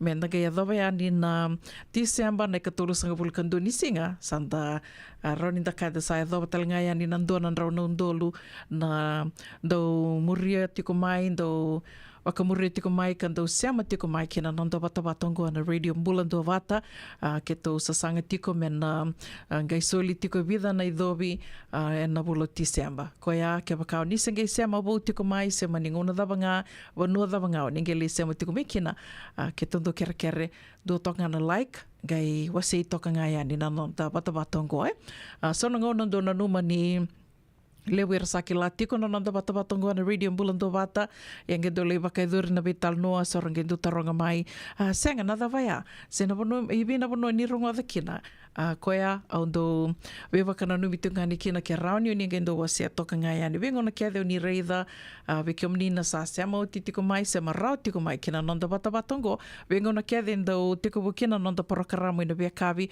oni na reida tiko na notifications ni na ngoli tiko ani ni sa teka wuna nanda to programa koya na ngona saranga ya ke rauni ni gendo wase toka ni kina na nanda to programa ina visinga ina vibu ke sartiko bakalebu bakano ni benaka tiko yani saving ana bono ni sama tiko mikina ngona davanga ninge dole rongo de tiko kina na nanda programa ina visinga ke bakao ni do lata senga na lenga ninge roni na ke bakao ni scroll sombo roni ni rida and radio mbulando bata na nanda to bata ngo na Facebook ke bakao senga and ra rambe ka bikim ni moninge do sikoba yani na nanda to YouTube channel o yana radio mbulando bata YouTube and tiko talangani kina na bi programa ke sara and endo mai rongo de tiko yani na nanda wasini ngona bata na veia kavi. Sama ibotongo e 2 miniti me 5 na kaloko.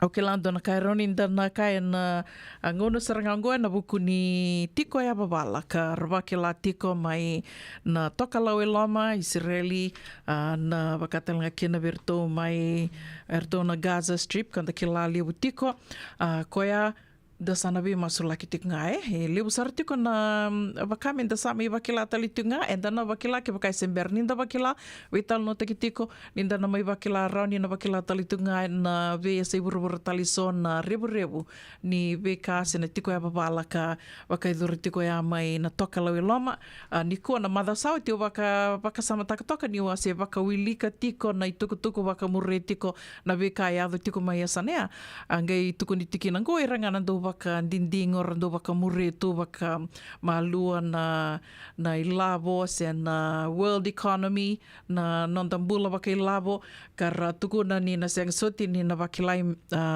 beleta ni kendo na kai na bakilai sendo baka na rebu se na mawe ni bikai so baka durti ko mena toka lewe lama waya ninda na bakila na kena toso dake na isau ni benisini se na waiwai ya Mada sawat ya seng soti ni atukuni ni oiranando waka dingo watiko na beka bakilawo na nondo burubura tukuna ni na seng soti ni na bakila ia.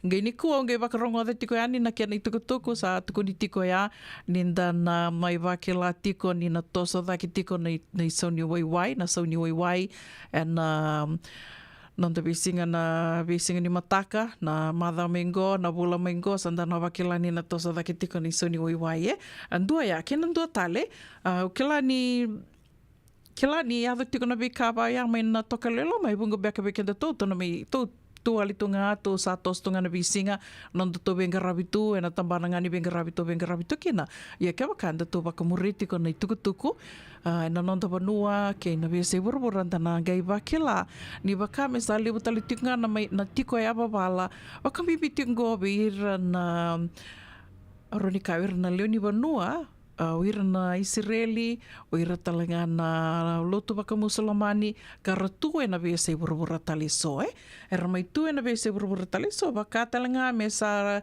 kata-kata daki tiko mai na bi talanoa, libuna banua na muni madango mai baka idur tiko kina na tayambe sarakai wira na Israeli na chiu ni randono nga oira, randino oira, randono na tamata kede, randono menda na toba kirtou, menda na tayambe bat kirtou, o te asarangai tiko ira na Palestina nira totobata talitinga na nonrarai, koe anda sange bakasaraba tiko yani, na kanga oroni na kai tiko ya, ni dondono menda sana yandre rabi tiko baleta na yaba pala sena kena sa kata-kata daki tiko maengo na vital noa da senga tu nikila na dawe roni na yaba tiko na non dawi singa ni matakai dondono beka menda sana do yandre rabi tiko tanganga roni tinga da senga tu nikila ya komandanga yana kai sana bakili tiko karaba kantina taka tiko mena kenan dau ninda na sana baka bakila tiko na tosa daki ni sa unimbeni sini ya otonga ono na miniti me 5 na kaloko and 7 na tini na miniti nonde wasininga na ni dawi kalawa ke mixis titelia na tini we toko ni tiko kena na JJ's Food Shack. Wakambula tiko yani we kimni ke sara na sema tiko mai na kavini kua. Dona kala sa ya tingo o senga tiko kila ni sema tiko mai me bakani uri tiko ni wili o kila telnga ni Yo senga tiko ni rida rao talanga na edamuni o kerkera ke bakau ni sema tiko mai na ngona sarangango ni rongo tiko kina ni saravio tiko mengori rongo tiko mena sere sema tiko mai ke rao ni wala mandanga mai endua mandanga na ni wakambula mandanga mai ni wakambula mandanga mai me rao ni na rida na edamuni baleta o senga tiko ni rida rao na edamuni na ngona sarangango yo sa wakambula tu mandanga ya ni ke bakau ni sema tiko mai se ngeli rongo rao tale na nonde wasi ni ngona batongo au sawa kambula tiko matangani vikiom ni ko surit kiom ni mani sama tiko ngamai na ngonongo te do mandana ita visera mai vertona seni wani udui nang karoai mena nomoni ke tiko ni sa voto ko 5 na miniti me 5 na kaloko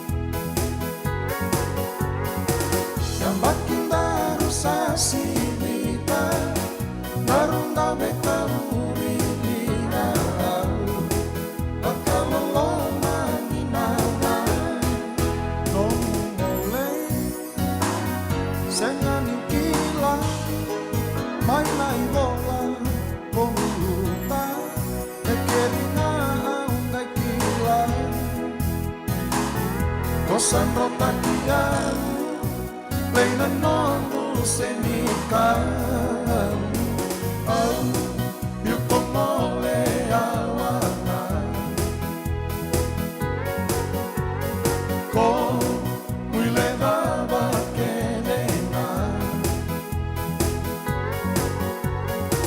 Gambakin daru sasinita Darun daw betawurilinga Bakalolongan inana Nong sulu Dali kelenga Nong muibola Pangolaba Tamamagay lutukira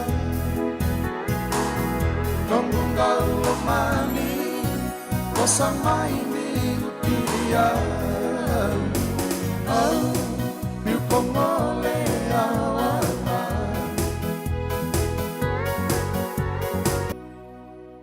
JJ's Food Shack. E tigo kina na kakana boga bitki me pakana kokonda. Lobong benga ni ngai kani doitu na bundi nan dalo se tapioca. Na kakana boga malangi me pakana steak pakai loka kena coleslaw. Wee! Na kari toa sa wadha badina na kani kana. Kay tigo talanga na nono specials and lomo ni madawa. Dau tamba na Facebook. Na doi ni tiwa ya na bani mandrai pai ke na bungatale. Gore na JJ's Food Shack. Viu Valley mo Billie Jean Street, Santa Rosa, California. Karo talagang rito dili mo yang may Santa Rosa, may yato sa rani kinavato. Girit-rito sana kinavitu sa ibabitu tolo dio tolo dundu al limono. JJ's Food Shack, Santa Rosa, California. Magkasarana. O ni ray do tokongo, na kenay ray. Dua nga na rukuni buni kau, e dua beiran ng tingitaki, o Reverend Aminio Balen Rock. Tama kamay na nung programo baka madawa na toso ni ngauna. E na bengarabi ni City Veni Raturla. Singa buglulu ni Sibuna Bayan na tinamniti vay kiamo ni Amerika. Singa lutulebo ni Sibuna tinikantua e na tininamaniti vay kiamo ni Maiviti. E na veto koni ni Divine Group of Companies. Maolimat kay na San Bruno Cavaba. Namaka e na Radio Bulandong Bata San Francisco. Medkauti Kanda Batamay. Hai, kemundo bakando tunga Maiviti. Sa baka matalaw na namundo ko bati. Sa lemo na kemundo tindika na tinimbulu makau na bisikete na rewa bata. Red cow, wupo. Dasa kusi masarangan na ikatungo. Gamay tutala na kenurnibondo kenambele. Pai, correct. Da boleh mai be. Oi, dosa itu ni kila. Kita boleh ngamai na Maolimat. Tok ngangko i Santa Rosa. Mai be? Na Maolimat, wele. Doko na nonda business na ngoli tau kay Amerika. Doko sa mai. Daw may wali-wali na Maolimat, 4525 Montgomery Drive, Suite 2 and 3, Santa Rosa, California. Nungu chisu nungu banoa. Dorongode na vima mani ono kina vitu ene kawni bugululu be kemudawe California. Vima mani ruwa ene kawi kina tolu ene singalewu ni lotilewu be kemudawe viti. E warotaka na New Methodist Christian Fellowship, USA. Rongode na Radio Bulandong Vata San Francisco, me kauti kenda vatamai. Do yan Robina ka naman raman na ita. Do samba di ba kusa-kusa iwe? Yandra na ita. Kita sili katalaw mande na Orange Lounge. Maleka. Warasan ba di kata-kata pinakasartunga toboy, simpang bakaw. Gay way dala tu kinambata. Koe serengan kori, sono ngono santa pinakat serengan na kenta kakana. Di na to zoko. Kaya kita sana berata ini bagai singalebu, kita sana gali bagai kabin ngaya ni kena. Na Orange Lounge, katalaw bagai singalebu sa bagai kabi, e baro tagi tu bagai manggosang gay totokan na buno ni kana. May namenda to identity, kena bagai singalebu sa bagai kabi, me bakana bagai sekera, na sui, ikatabu teke, roro bagai lolo, kay na vida tale. Giraraw mo kila na menu ni singoya, na Orange Lounge, tolo-tolong dua, Orange Street, Santa Rosa. And dua tala na tamari ni Vingarabi ni Divine Group of Companies. Dola may na walang kaloka na mataka, kina walang kaloka anambongi moniti kina singatambo na Orange Lounge. Tolo-tolong dua, Orange Street, Santa Rosa. E levo tu na matanggali life insurance e Amerika. Kalevo talangan na kina itu. Yan ang Lincoln Heritage Life Insurance yang aniti kanda mga binaka na ito kay kanda sa may mga tigo-tigo na buno lewo mo. Kaya wala may wangande, so sa may mga tigo-tigo tunde. O tawi matitiko si Sen. Raw-raw sara na mga leofo.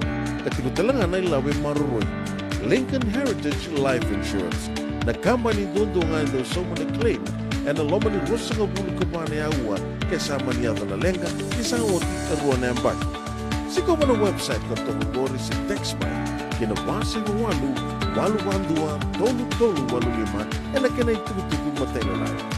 Lincoln Heritage Life Insurance.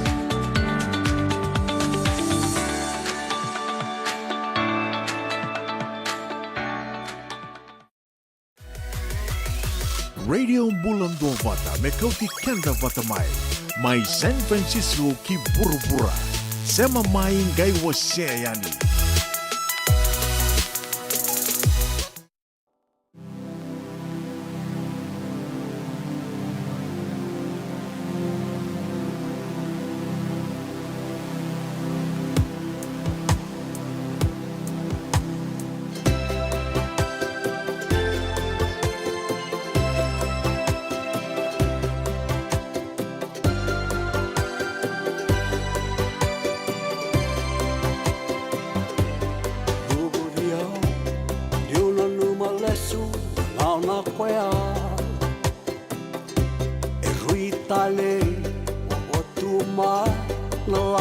Kerenga tu tau dua tu tau nanumia isau kelewa nambula ni mai tau kenia ngida lo me wole ka tiko ngavin kemuni kau wakila nambula ni mai tau kenia Sita tu nakalida ni ngomu ibakarau Nandrevalo meu tumeri ene kemu iserau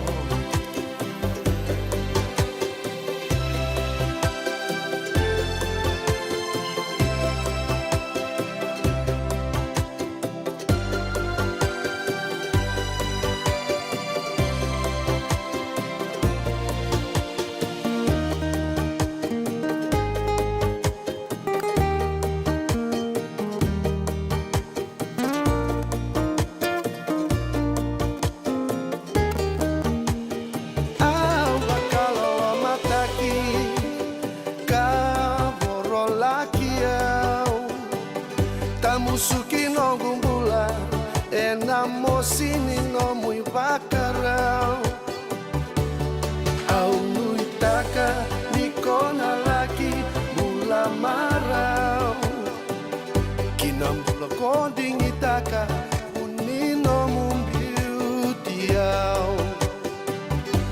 tangidalo meu bolekati con ave que muni Akila nambula moni mai tau keniao Mosita tu na kamida ni no muy bacarao Nandrevalo meu tumberi ena que muy serao Tanidalo meu bolekati con ave que muni Akila nambula moni mai tau keniao Mosita tu na kamida ni no muy bacarao Nandrevalo meu tumberi ena que muy serao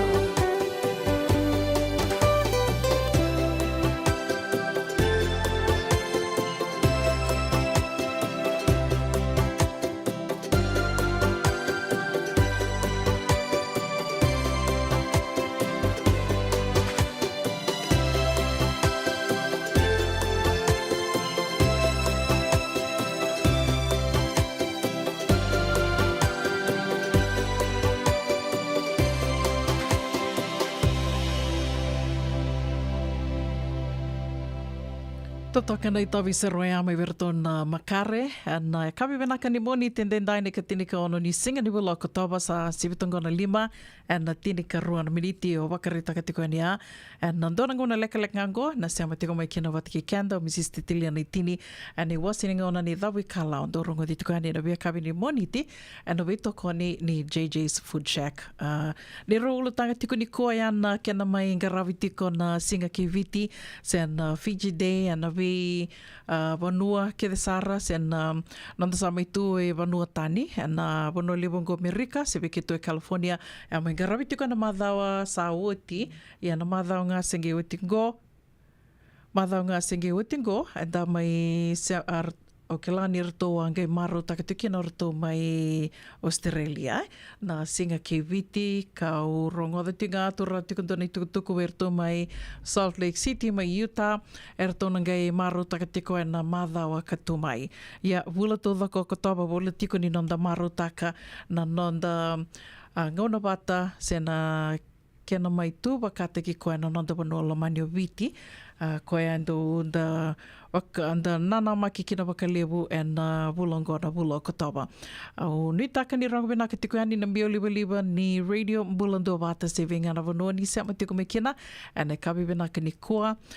Te ndua talamanda na nonda i tawisere ninda se wara ki Mrs. Naitini tiko ni sa mai sivitongo na 5 e na tini ka wana miniti.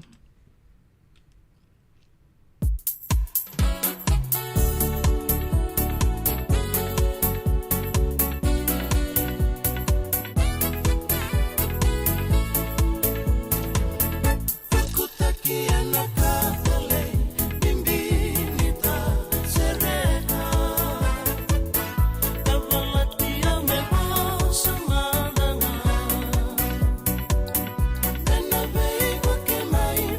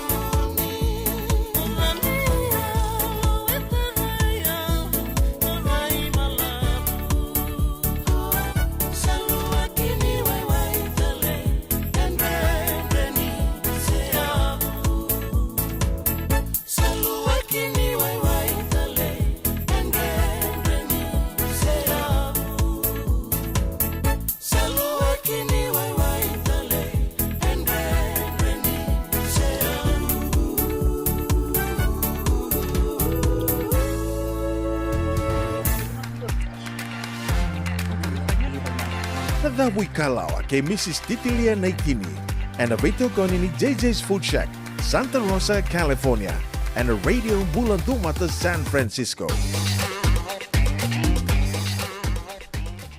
Ni bulan ni mata vina katale mai na senge sema tali tuku mai kina do tali na non de wasi ni ngonongo bikim ni na senge sema bu mai bakam bula tali tungani bikim ni na geli rongo de tiko na non de wasi ni ngono vate ne kavini kuanda vaka bula tiko ve Mrs. Titilia Naitini vaka vini vina katiko en non ando mai bito mani tiko en non de wasi ni ngono vate ni dawi kalao ando mai venga ravisar tungani na non de wasi ni ngona ni dawi kalao en via kavini moni tini bula vinaka Mrs. Naitini. Ni bula bina kauna. Vakadava na no ni moni madhawa, dona moni madhawa ni vakadhengu se leo mbeka na marida na moni madhawa na moni madhawa go. Ia una pe pakanga ni tsangai vanda na da kuetoka ni no to singa kei viti, dan no mga de mai dona dhengu senga da te butal na takataka, anda no lore tikar na matabu vale. Iya, saya ni mata ngalala, tinggal atas nambah listal na vili new, Dina.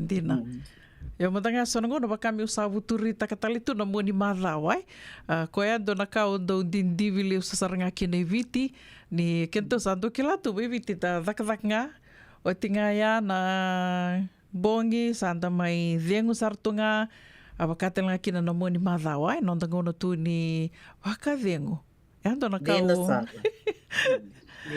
Ondo divali style ngono ya me bakani to sa mai tiko na bono livongo Amerika sa wanga ya sa ndu bakali lai na itoba nimbula na itoba kinimbula ke na ando tuku na tiko indo kala to pe ando tuku na tiko bura kena i uku Dina iya na bono livonda sa mai tiki nango kere ni bakambula matanga abir na siama tiko mai weekendaru na kavini ko Mrs. Naitini. Venaka ni mbula venaka na viokani ni tiko bolingo Amerika au vambula tiko talen wiki vambula tiko wiki munio Titilia Naitini au vai tiko Novato i Marin County ando no bono e vole ka toka i San Francisco na bono e toka mai kina no to station ni ko ni radio bulan Novata we vambula tala wiki munio na wekanda ni tiko mai viti au kila ni lebu sarna oso samoiti na nonta singkei viti anta tali takatala na sarangito na singatambu endi na ninta mai senga ni rawatan ng gangga i anta saba na katangana norto gito nonta dorbo sa totokan din non rangito kwanta pa nakatakatikina na lomani masa wekim do talanga na ito okay do tigo boli ko Santa Rosa au be bakang bulatangani we kemuni na tigo na Sonoma County watalaki na wekim do na East Bay.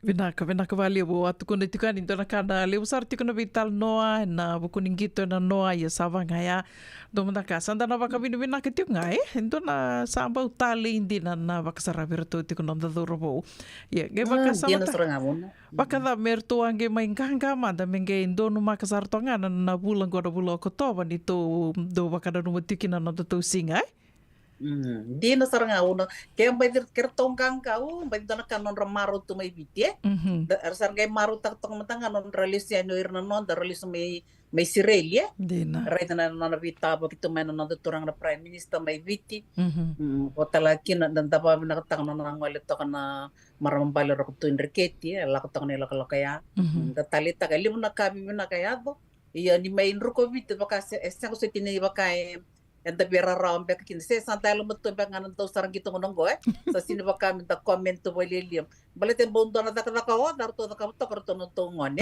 pero to tangan niran gitu tiko I really am proud of them non standard ni gitu ngongo Dina, tamani dakada le benda baka sama tiko ni dona ngito ai vida walu sanga bulu tiko na miniti ge walu sanga ula miniti mo sa di tunga o di daka di sombo ana batok ngaya Mongge baka sama takatu na pressure ni bura tudo ko esa rabi ko tiko yani. Okay. Gaya una da sare da sa sengol ngano kento no ni viti da to kono to na tim ni viti. Dina. Da raidir tala mane bese buru klar to me parense. Na da raidir to kana stadium non rato ko ni biti yanda saba binaktingan to binakta na bonua era sa ko tikende kino irna dorboni biti ena gitar kabi Dina to doko.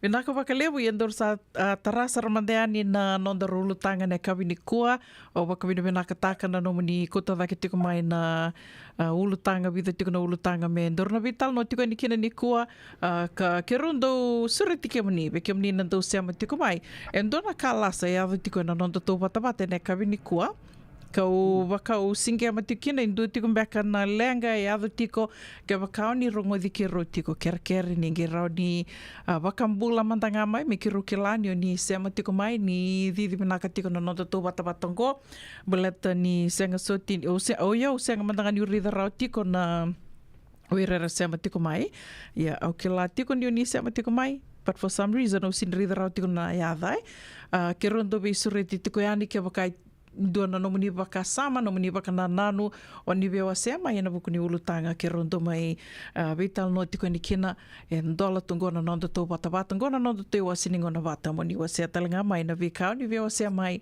men paleta tiko na ulutanga ke rondo bia mai vital no tiko ni koka o kere Mrs. Naitini menangai tiko utaka na ni vital no ina buku ni ulutanga e baka rotaka tiko mai okoe Avena kauna da vavina kataka nanta sama ivana tuku yang kona singke piti ve eu mandan ku sama tiko bolingo Amerika e buke o talanga vale mo redelis taliti kona nanong kumbula o eu dona ngani piti au sama itu monotanye au vavina kataka tiko ni usara virto mai New Zealand arto language week arto vadar au sengi ni manire da sareli una da suite da mai Australia ia wakatalaki norto mai UK mai England ia ko au na kero sa vital no tanga tiki soberto no marama to tiko bolingo ike o kila sa awasa vital no tiki ndona marama wakatalaki ndona turanga membalai tiki anda tiko na ngoni ni viti se o kenda ngoni to ke enda sama tiko bolingo Amerika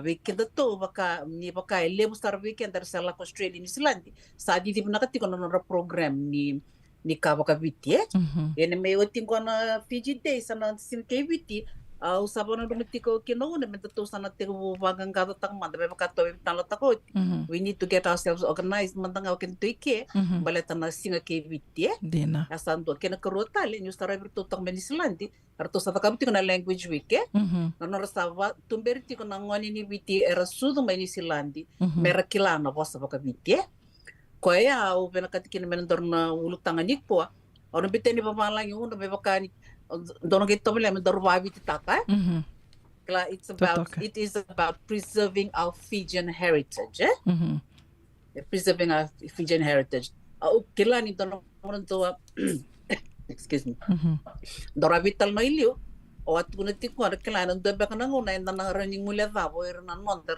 erna luvenda erna makumut sarmai tiko no tani erna running mule vavo na nonta bossa san dei tobo dina yo ya una ena bota sartinga weekend to na generation go weekend tanga setake dina do we want to allow our kids our grandchildren to know our language eu kila na dondonwe merna kilati ko na vono era lako maikina yo me bernin tor lako vongo about preserving our Fijian heritage because we live outside of Fiji orang otak balela na dona lombe ka bu esangay be banga mengo ibiti ertombi tama orang otak peka una balitikan na vola kaumbula ibiti iyo yeah I think there's a law that they would just send on a bill back serangay sekta or has it been passed in the Fiji Parliament? Balitikan na ngoni viti and the vola kambula. Iyo. And then sini solibi kan na mebango mendabong karatal non the permit. Ikusan na ranyo langain malay da kay viti malet si langain ni viti maleten yo vola kambula viti. And I quite like that. Merna rongo tiko yo and abina kasarong nga me o kenda sa tiko ibunotani mentana voka uli vira tiko na luvenda merakila tiko na se kena maruim beka na kambali tikenda na itauke na nonda bossa na nonda itobo ningonar na loktelen kini biter na kilati ko nonda bossa sa na kilati ko sonde itobo Dina todo. Ya também com não ren para matar tá preserving our Fijian heritage. Totoka bakoti.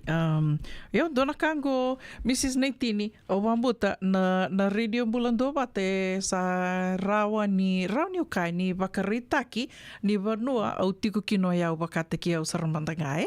Nanungu mai sonongo nando lako mai sono bakatataro. Sonongo no eu manda bakate ki ondo taronga listale ondo bakando taronga tale. Is this worth it? Nakau mi dakaba tikongo? Yeah.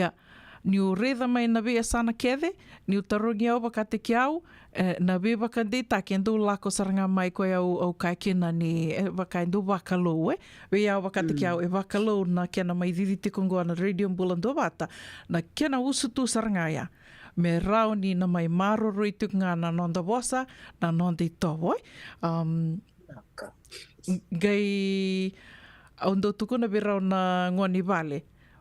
Was tiko bakawiti au nui taka ni ke kan rona gili bakalube na ngona ro bakalube ni kina ni rau ni rona bakatawuli rau na lube irna lube mun rau merna vosa te nga bakawiti me koni ali na itobo na nonda itobo bakawiti balatan dona ngona ke bakae rona senga ni le bakatawuli dira o ira bakate kira ro saneli ali o ira bakate kira era na li vina kate na ngangandra you cannot take that away from them o ira na via kila tali na bonu era la komikina na kila na kena vosa ta kimbe ka babala nguruni baka samataka tiko na kena vosa talanga baka bitina the roots they will want to know their roots.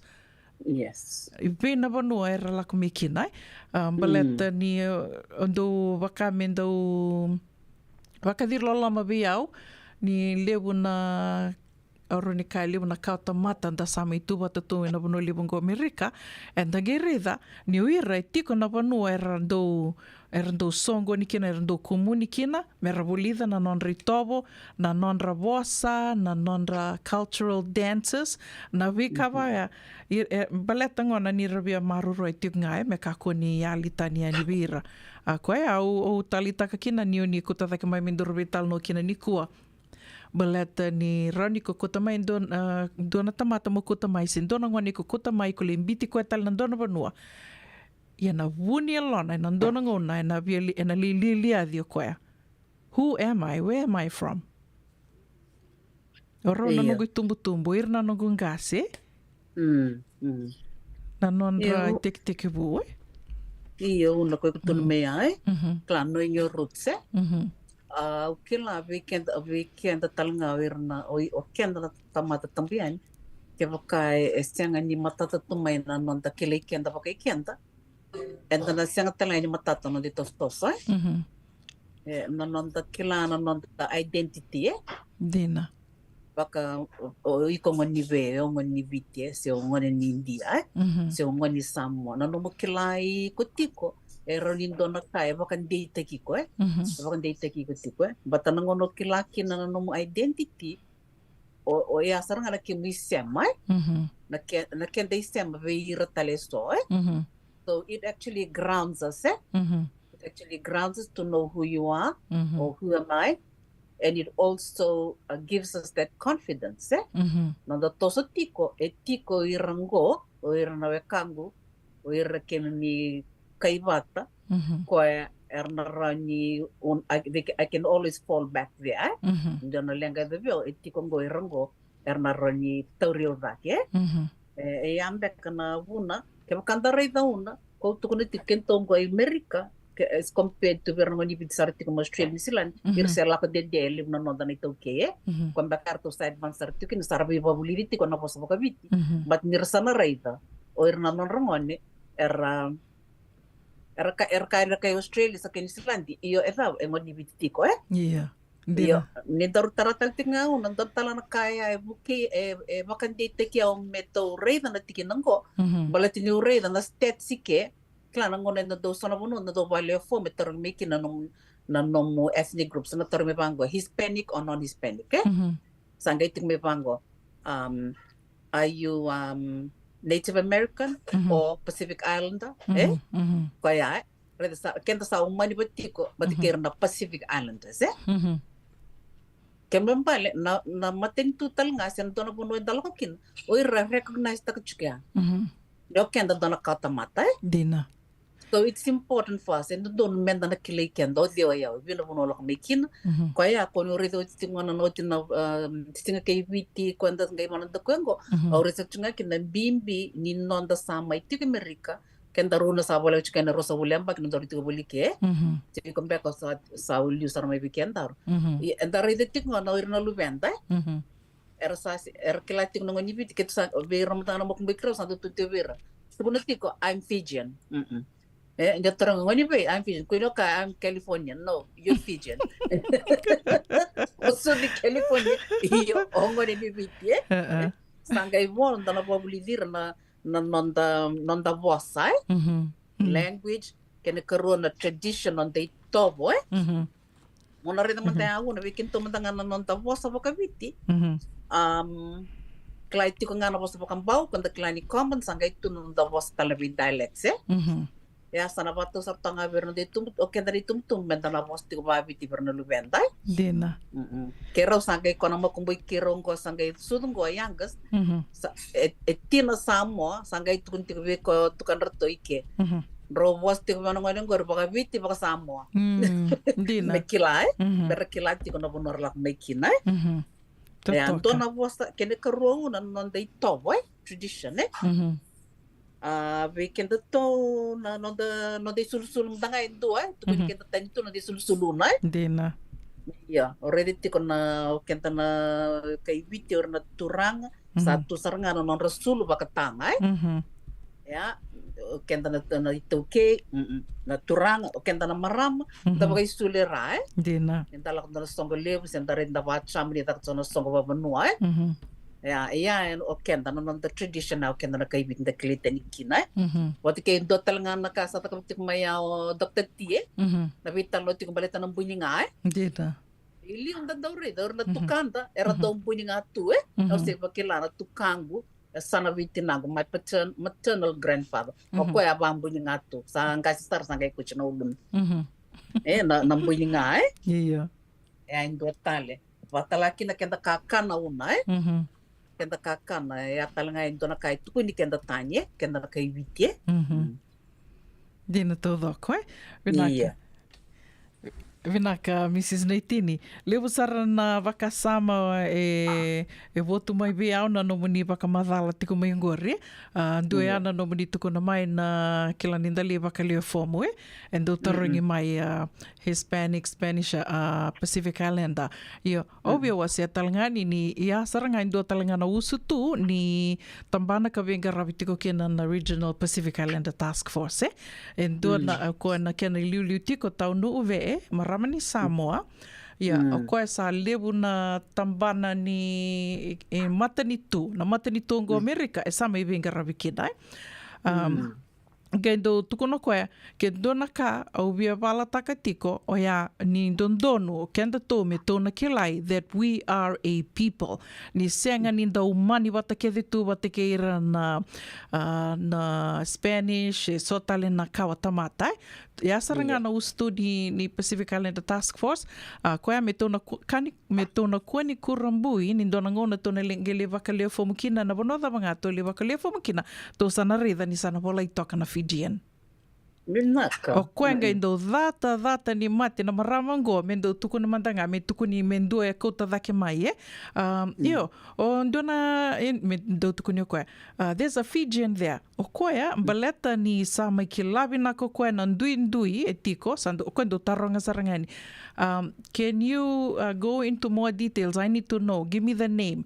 Me taronga sarangani koe. Ke baka na yada ni kaibi tika tuku ni tika mai ai tiko na sing na lal ke na vi. Que baka mendo lako me na baka madalo yo koe ngongo ando tukono koe. No, do not confuse people with that. When we say Fijians, we're talking indigenous Fijians. Yeah. Ando wasaranga ya na kai tukono tiko koe. Koe obia baka ritangani ya menda na kuani na kani kurambu ibe kianda ni nandona ngona. Esa na yada me tona reda na fomu sana vola ituki na tambaki sartunga kina as a Fijian. Sana senga tal ni tole umani wata tuke ira na Spanish sena me bi uma tunga ni vaya na Pacific Islanders it really makes a difference. Na matini ngone singi kuta daka miki no koe bia o senga so tini utura waka bimbi ia sa lako tiko na nungu wetal no ba tikirto sa me lewe ana tiko na Pacific Islander Task Force abi tiko na mbaki wakame sangi tura mai na kena bimbi na nonda kila yo kenda ndua na kawa tamata ni kenda ndua na kawa tamata ia dona kena bakareta ke Mrs. Naitini na madha sao te lako maybe na email ngona email mai na kani na kambani ni insurance ko winga ravital tunga kina game mai bango ni oyo tiko oyo bakame umani bata tiko keira na Spanish Right, yeah. Então, ao senga wala gani ukila ni sa bakame nung dona yalo dhalebu tare mai Sabango, eu sini mais Spanish, eu não quero vir, I'm a Fijian, yeah. And avaya, it takes time, it's a process, Monageo motu iko mokai ni iko, I am somebody. Go na nungu identity o yawe, o yau na kaiviti. Yeah, yanto na katalangan da baka binibina kinin da lakumay na bono libungo Amerika, that it gives us the opportunity, na ngalala menda rauni na tukina, morani ko kaiko, o yau, this is who I am.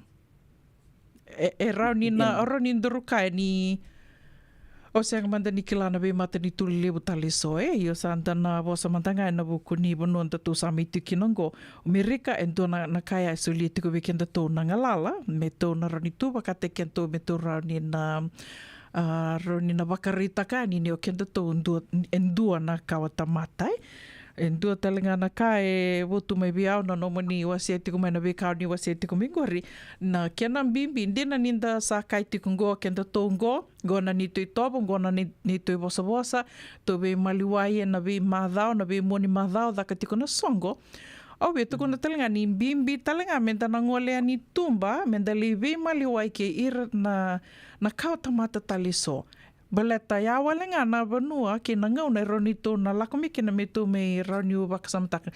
We can appreciate who we are na nonda to identity. It is only then. Baleta ni ke bakato ridir na sombeka na tiko era sana be maliwai tunga bakata kira era senga so tinir na toro tiko bakambimbi na identity ngo ni oiko na kaiviti.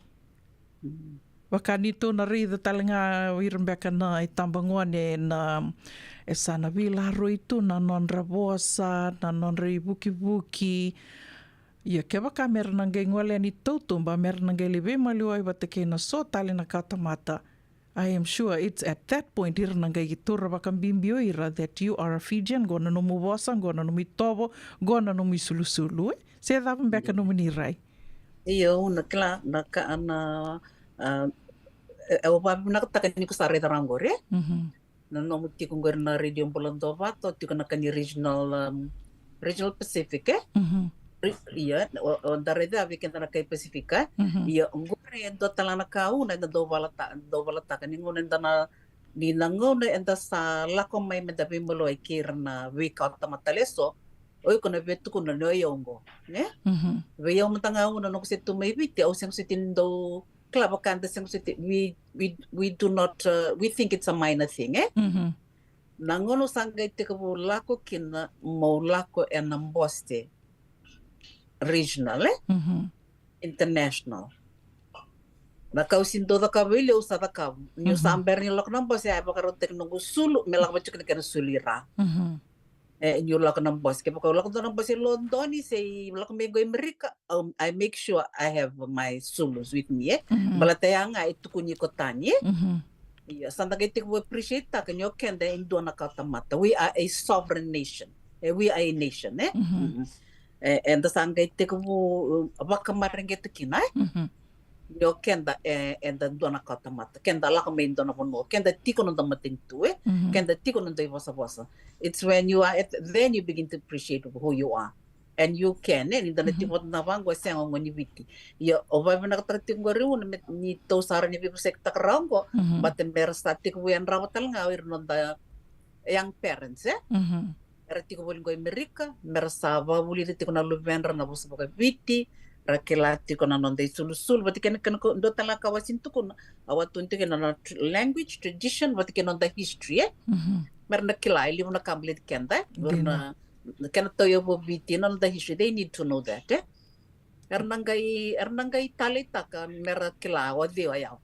Namito na puno liliwango. That's what sets you apart. Yes, I'm an American, but I am Fijian. Dina. Datal nga nakauna na kenta kakana. Kala undo kam tanga. Niso undo tarang lango biao. Hey, what is your food there? Ando tarang. Also, is ando staff. Ando tarang. Sa fama na nung ni kakano kim na kaibiti. Ando tunabiro. Ya kim na kaibiti na kim kakana. Libo nga nakakana na boitui.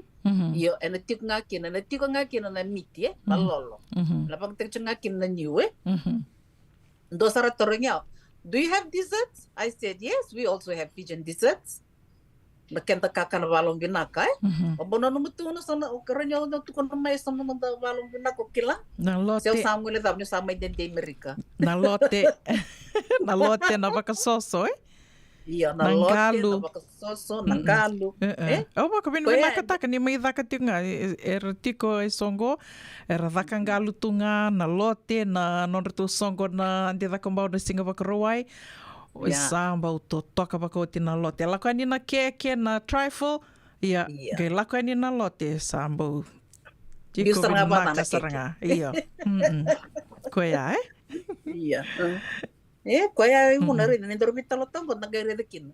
Na kena tamembeka. You know, like we're rich with what we have. Non day tomo besides language. Na kenda kakana. Non day sulu.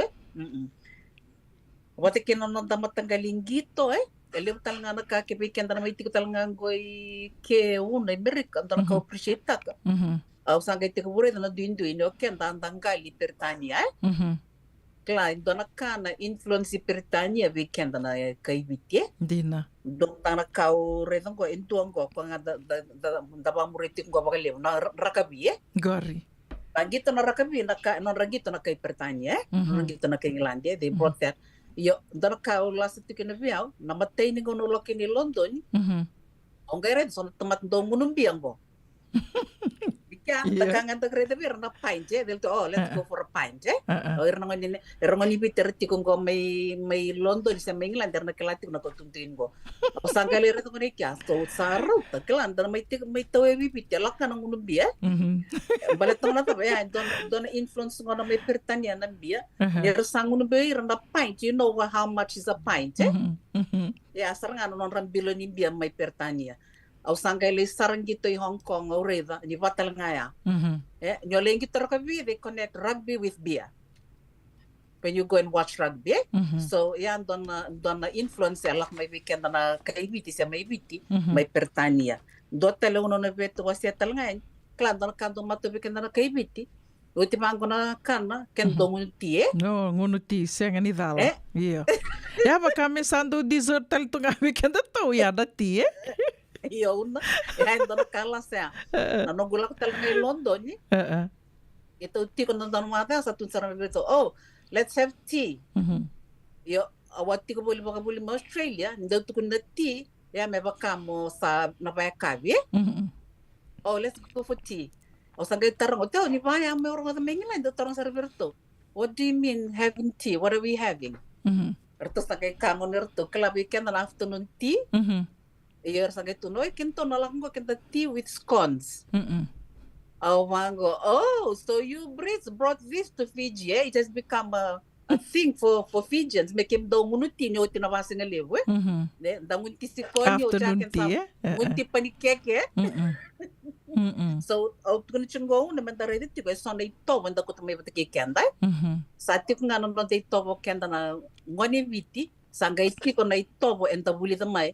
Weira relay daling galikina baka may Britania lusar na ito era ko ten weekend ko talaga na binakat mo was the weekend and na rin taltik nga ni damay tingo Amerika pero kay Amerika rang gito football basketball kento na kay bitsang kento na lak nga narakabi erang go football lak nga narakabi ken netball iya ni da kana Fiji Day yang anang gito those are the main spots that we see our families are playing Belat na daw yang anang gito entan daw gitor may biti So, kaya ni dartunti ko na nanda biya preserve taka, temeta maroroy na nanda heritage na kaibiti, and doon na nanda ito sa nga bakmanot, kaya karua na influence ni Britania bikenta, and dan lang may Amerika, na retail siya ngayon, kaya na duin-duye, A good example is this. Na nonta vosa pakabalang na manibike. Binaka kinabira, rau kininda turi takabali as caregivers, Balet sarangano nonda matatan was babalang, Daw libro tanong, hey, how come you, okay, kime mi buli na was babalang, kim gelangay na preschool kim sa ating buli na was babalang. Ako ya vono inda duindi tokina, ako obia wasiango una, mo bia barita kiti se me markilati ko erna kanda na itoke. Ni limo na kabina ka enda buli da may vitye. Limo na kabina ka enda ko titik mo kenda na ngonito ke nonto sa may tunggoy Amerika bikin to monte Amerika. So kla like be proud of that. Pwede sa tang lang mikin da may tomboy ke enda ngole da na kabina kanda ko to may vitike kenda. Dina. Dino todo kung gendo wakasamata ni o ira mandangango o ira kanda sa kai tuni ra kai Amerika e sonangon era ndo ke bakanda be malue batkira erna rida na nondei tovo era tu eso erna kai mai erna sengatal ni na kinoda na nonra marautaka ni ra mai biki lai ke kenda baleta ngona ngaya ni o kenda era talitaka na nondei tovo na nondei vosa that we actually have a culture. Yo, na tradition etiko yo baleta ni bunga birango ra ko mai bakai sa ando tukunitura no culture. Kani ve wali tu ya esongo e vasar tungaya ko erando talita ka kino bakalibuira ni rabi malua e batake kenda baleta ngona ai do tale na kau vakasama takatiko na nomni wasi tiko mengor baletir to ngone mai balitir to ngone mai vale Mrs. Naitini meu dororong da mantangango e vida na tukutuk ni bebol ngai to manitale na nungu tal na veka o biawasi ani balitir to ngone Naka. Kana muna ngau na levo ni nondo so enda sa senga sarangan ikla na dabu menda baka talau taka bo sing levo taka sa baka kapitak ne ka koni lo malenga sa tipin dono munua e rauni boka dingo ikimuni waya na JJ's Food Shack Santa Rosa California na be matangali kaka na dibgina me baka na karitua waraisi na logo palusami na buwaka na kaibo soso na dalo na toa na kokonda bayangani kinang gamure na kaka na buwa malang me baka na steak gai baka loka tabioka kana kozlo surua otat ni gelago patana kena pai nambani kei na menrai oya na JJ's Food Shack Santa Rosa California e rosaranga no direct message virto giringa kina bitu sai bitu tolu dio tolu do limono se o nga wale saranga lito miko mai na mota e na dio maluma Billy Street oya e Santa Rosa California e rawtalanga ni rutoli dilibata kana ne kemu katalo washing lebu sa wanga kabi ya mai Santa Rosa Kinabato JJ's Food Shack Santa Rosa California. Nungu chisu nungu banua. Dorongo de na vima mani ono kina vitu ene kawani bungu lulu we kemada we California. Vima mani rua ene kawi kina tolu ene singalewu ni lotilewu we kemada we viti. E warotaka na New Methodist Christian Fellowship USA. Rongode ene Radio Bulandovata San Francisco me kauti kenda vatamai. Senga dina ni kara rawa na daka waka kekiwa. Ia endona kainda wipu ke kawaka mamanta taka tuna bengaravi o ia ke tuna kenda to kakana leika na dalo na bisikete na reo bata na sunbells e tinimbulu makau we kenda tuna senga tiko ni driver se senga ni waka motoka kanda u drendre na te tu beto seki erto satu wakarao na Divine Pacific Food Mart mai Sacramento merto talaveani na nomni boli rawa sara we tartarangayani na taliboni diwa dua ono toluwa diwa ono saivarua merto bakarotaka katalada mai na nomni boli ena kena ngona totolo tua Divine Pacific Food Mart Viturua Diwa Walu Franklin Boulevard Sacramento California Namba di taliboni diwa dua ono toluwa diwa ono saivarua erto ngarap talangan ne kena lebo suburi ani nanomu yaya mai na nondro tostoa kena nomu mate ni katumba. Ena Radio Mulando vata sa watogo idhiona miniti me ono na kaloko. Wole ka talitiko ni midhava na Nairobi tal noe na kavini kua ena nonde wasini ngona ni dhavu ikalawa. Ena vito koni ni JJ's Food Shack. Waka vino bina katiko ve Mrs. Titili na itini. Ka kerandu mai vito mani tiko ani ena wasini ngonongo. Awa tukuna tiko ni ana virto na ngone. Ni waka samataka na nongo ngone lewa mi sudhu talangai ke. Ngoa sa yambaki rosa ngabulu karua tiko ngo kwa. Ngendo na ngona. Ngona ka awa senga tuni waka samataka. Ko waka mbo ota ni leu talanga na tumbutumbu range mai sudi kena lubendra senga talanga ni vakasa matakai ngai indona singa ki rovi talnoti ko sangai tukuna kwa batungo asengai bula walunga sala ko vit sakoli stali viti le vuli tu me kia samba kitin kalima sangai listale mai dona singa satu kono ko biama o yau ondo sanga tu ni kila ondo vile that ondo confused to yau sin kila yau I never felt like I fitted anywhere. O sini kila o kai viti, o se o kai merika, se dava o se ang sartunga niu kila like wakai, she said she felt lost. Yeah, na nona ngai wasia me abiau.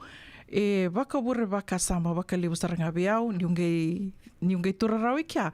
Isa, na lubengo se ang mandanga niu iti mendua na ngona miu waka ndambere koe, me kiron tambe wataki na miu waka madala takawi koe ai.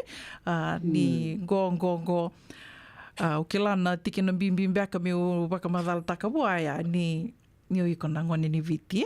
Dena ni ko mai sudi ke, iko ngone ni viti. O wala kaumbula tui ke.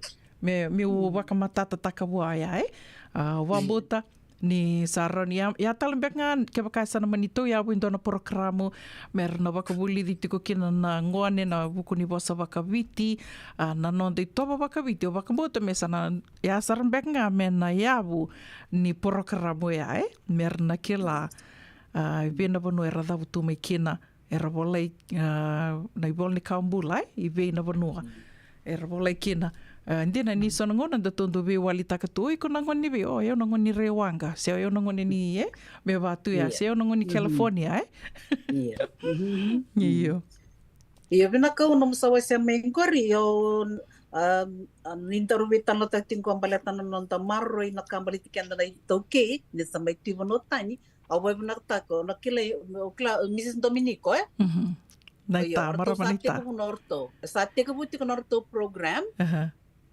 e na norto waliloti Bethel sa te ko sarti nga Mrs. Dominico na program go au bare taktalangin ko me bakanin da ready ko na kena bimbi na nonda sa te ko menda buli na nonda bosa mar buli na nonda tobo na meke kevea awa nakta kani sarto te ko raw me na waliloti na Bethel Church Petalomai Betumberti que no Mrs. Dominico Salote, quero saber tal no ti, o claro saber tal no tal ave vida na gas ni buli. Totoka.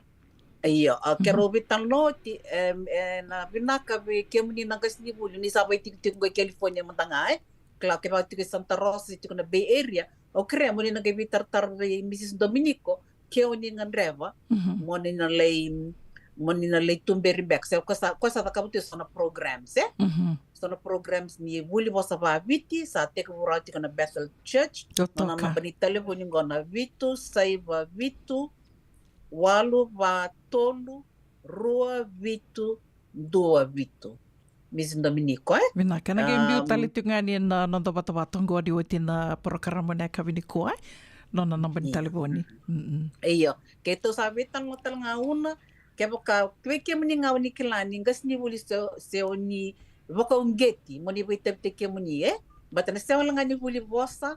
Na lang talaki no vikem ni nakilatumbek na meke boka viti Totoka. Ni rani may viva bulivi. Na binaka na itoba boka manua Na itoba manua na kena oir na bir na wantangan Dina. Na kena garabin bek na dakana yang goa na baya Mer dakana sevu Na ya merarani may buliza. Au boy binaka ni sa tekun rami sa Dominico Esa kireti ko no kwa. Wekem ni na rani blakamay mani may bibuke. Menda rani dona da bibosaki. Menda sa ating buti ba na program go. Mesta na rani dona da learning center. Totoka. Beba tambakin dua kinakaba ka biting balit kanda na ngoni biti. Kung bangaw na nakaw na bitu ko na yan. O klaw ni sa natorraw nagitext kan wekem ni una na bani Miss Dominico kaya kasin rani taray kwa ni raw talaga ni ngay girit yung may Totoka. 158796478 Tarati ko bikim ni una nero na bono text kan. Vinaka baka lewu sapa I dawa talitunga kiana ni ro vital noe na kawini kua na nonda dawi ka lau tiko waka wini vinaka te kina be Mrs. Titilia na itini lewu sarna na ulu tanga tu karau ni na mai lewa na tiko na nonde wasini ngona wata ni dawi ka lawa na vea kawini moniti me waka ninda sama tu na wanua lewu wanua tani waka bimbibe kento na sama waka itiko ngoi Amerika se manioni ngole mai waka bulangi se sama waka itiko tunde and dawi ka lawa tiko.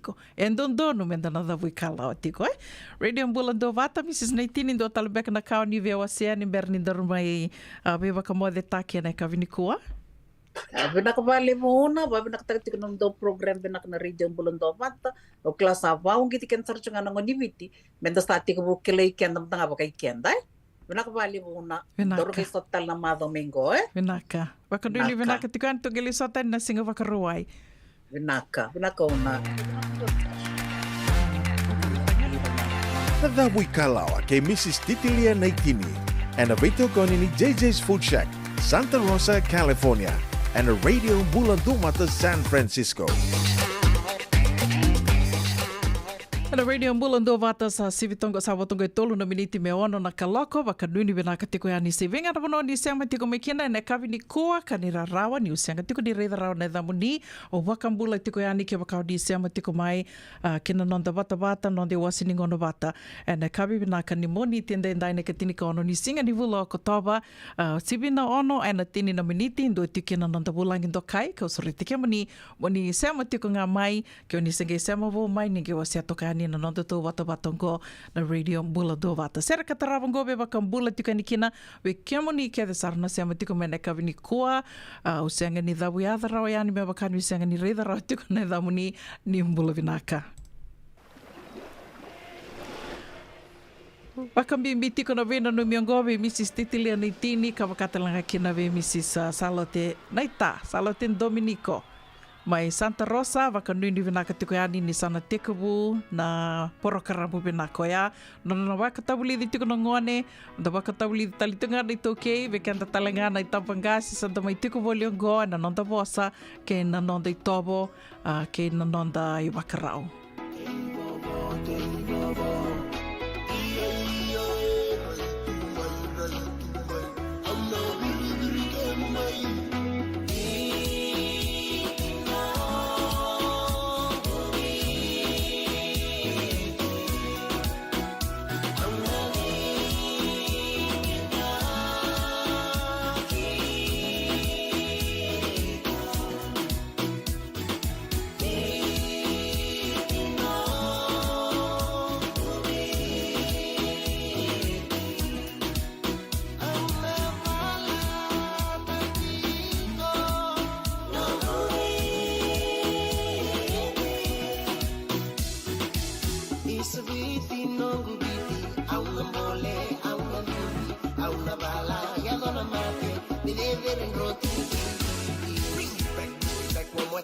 It's your boy KK, you on the mic. Spreading the love, the beauty and style. Let me see your moonlit smile.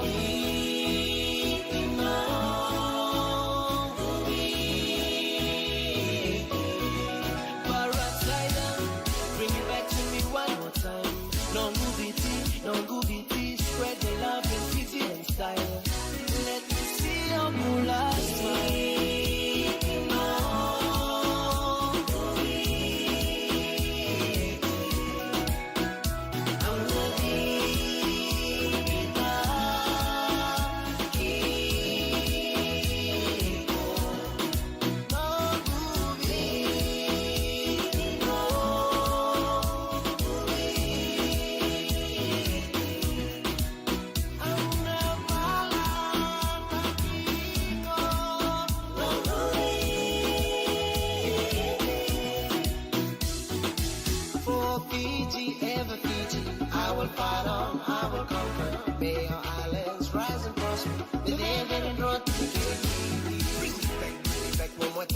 It's your boy KK, you on the mic. Spreading the love, the beauty and style. Let me see your moonlit smile.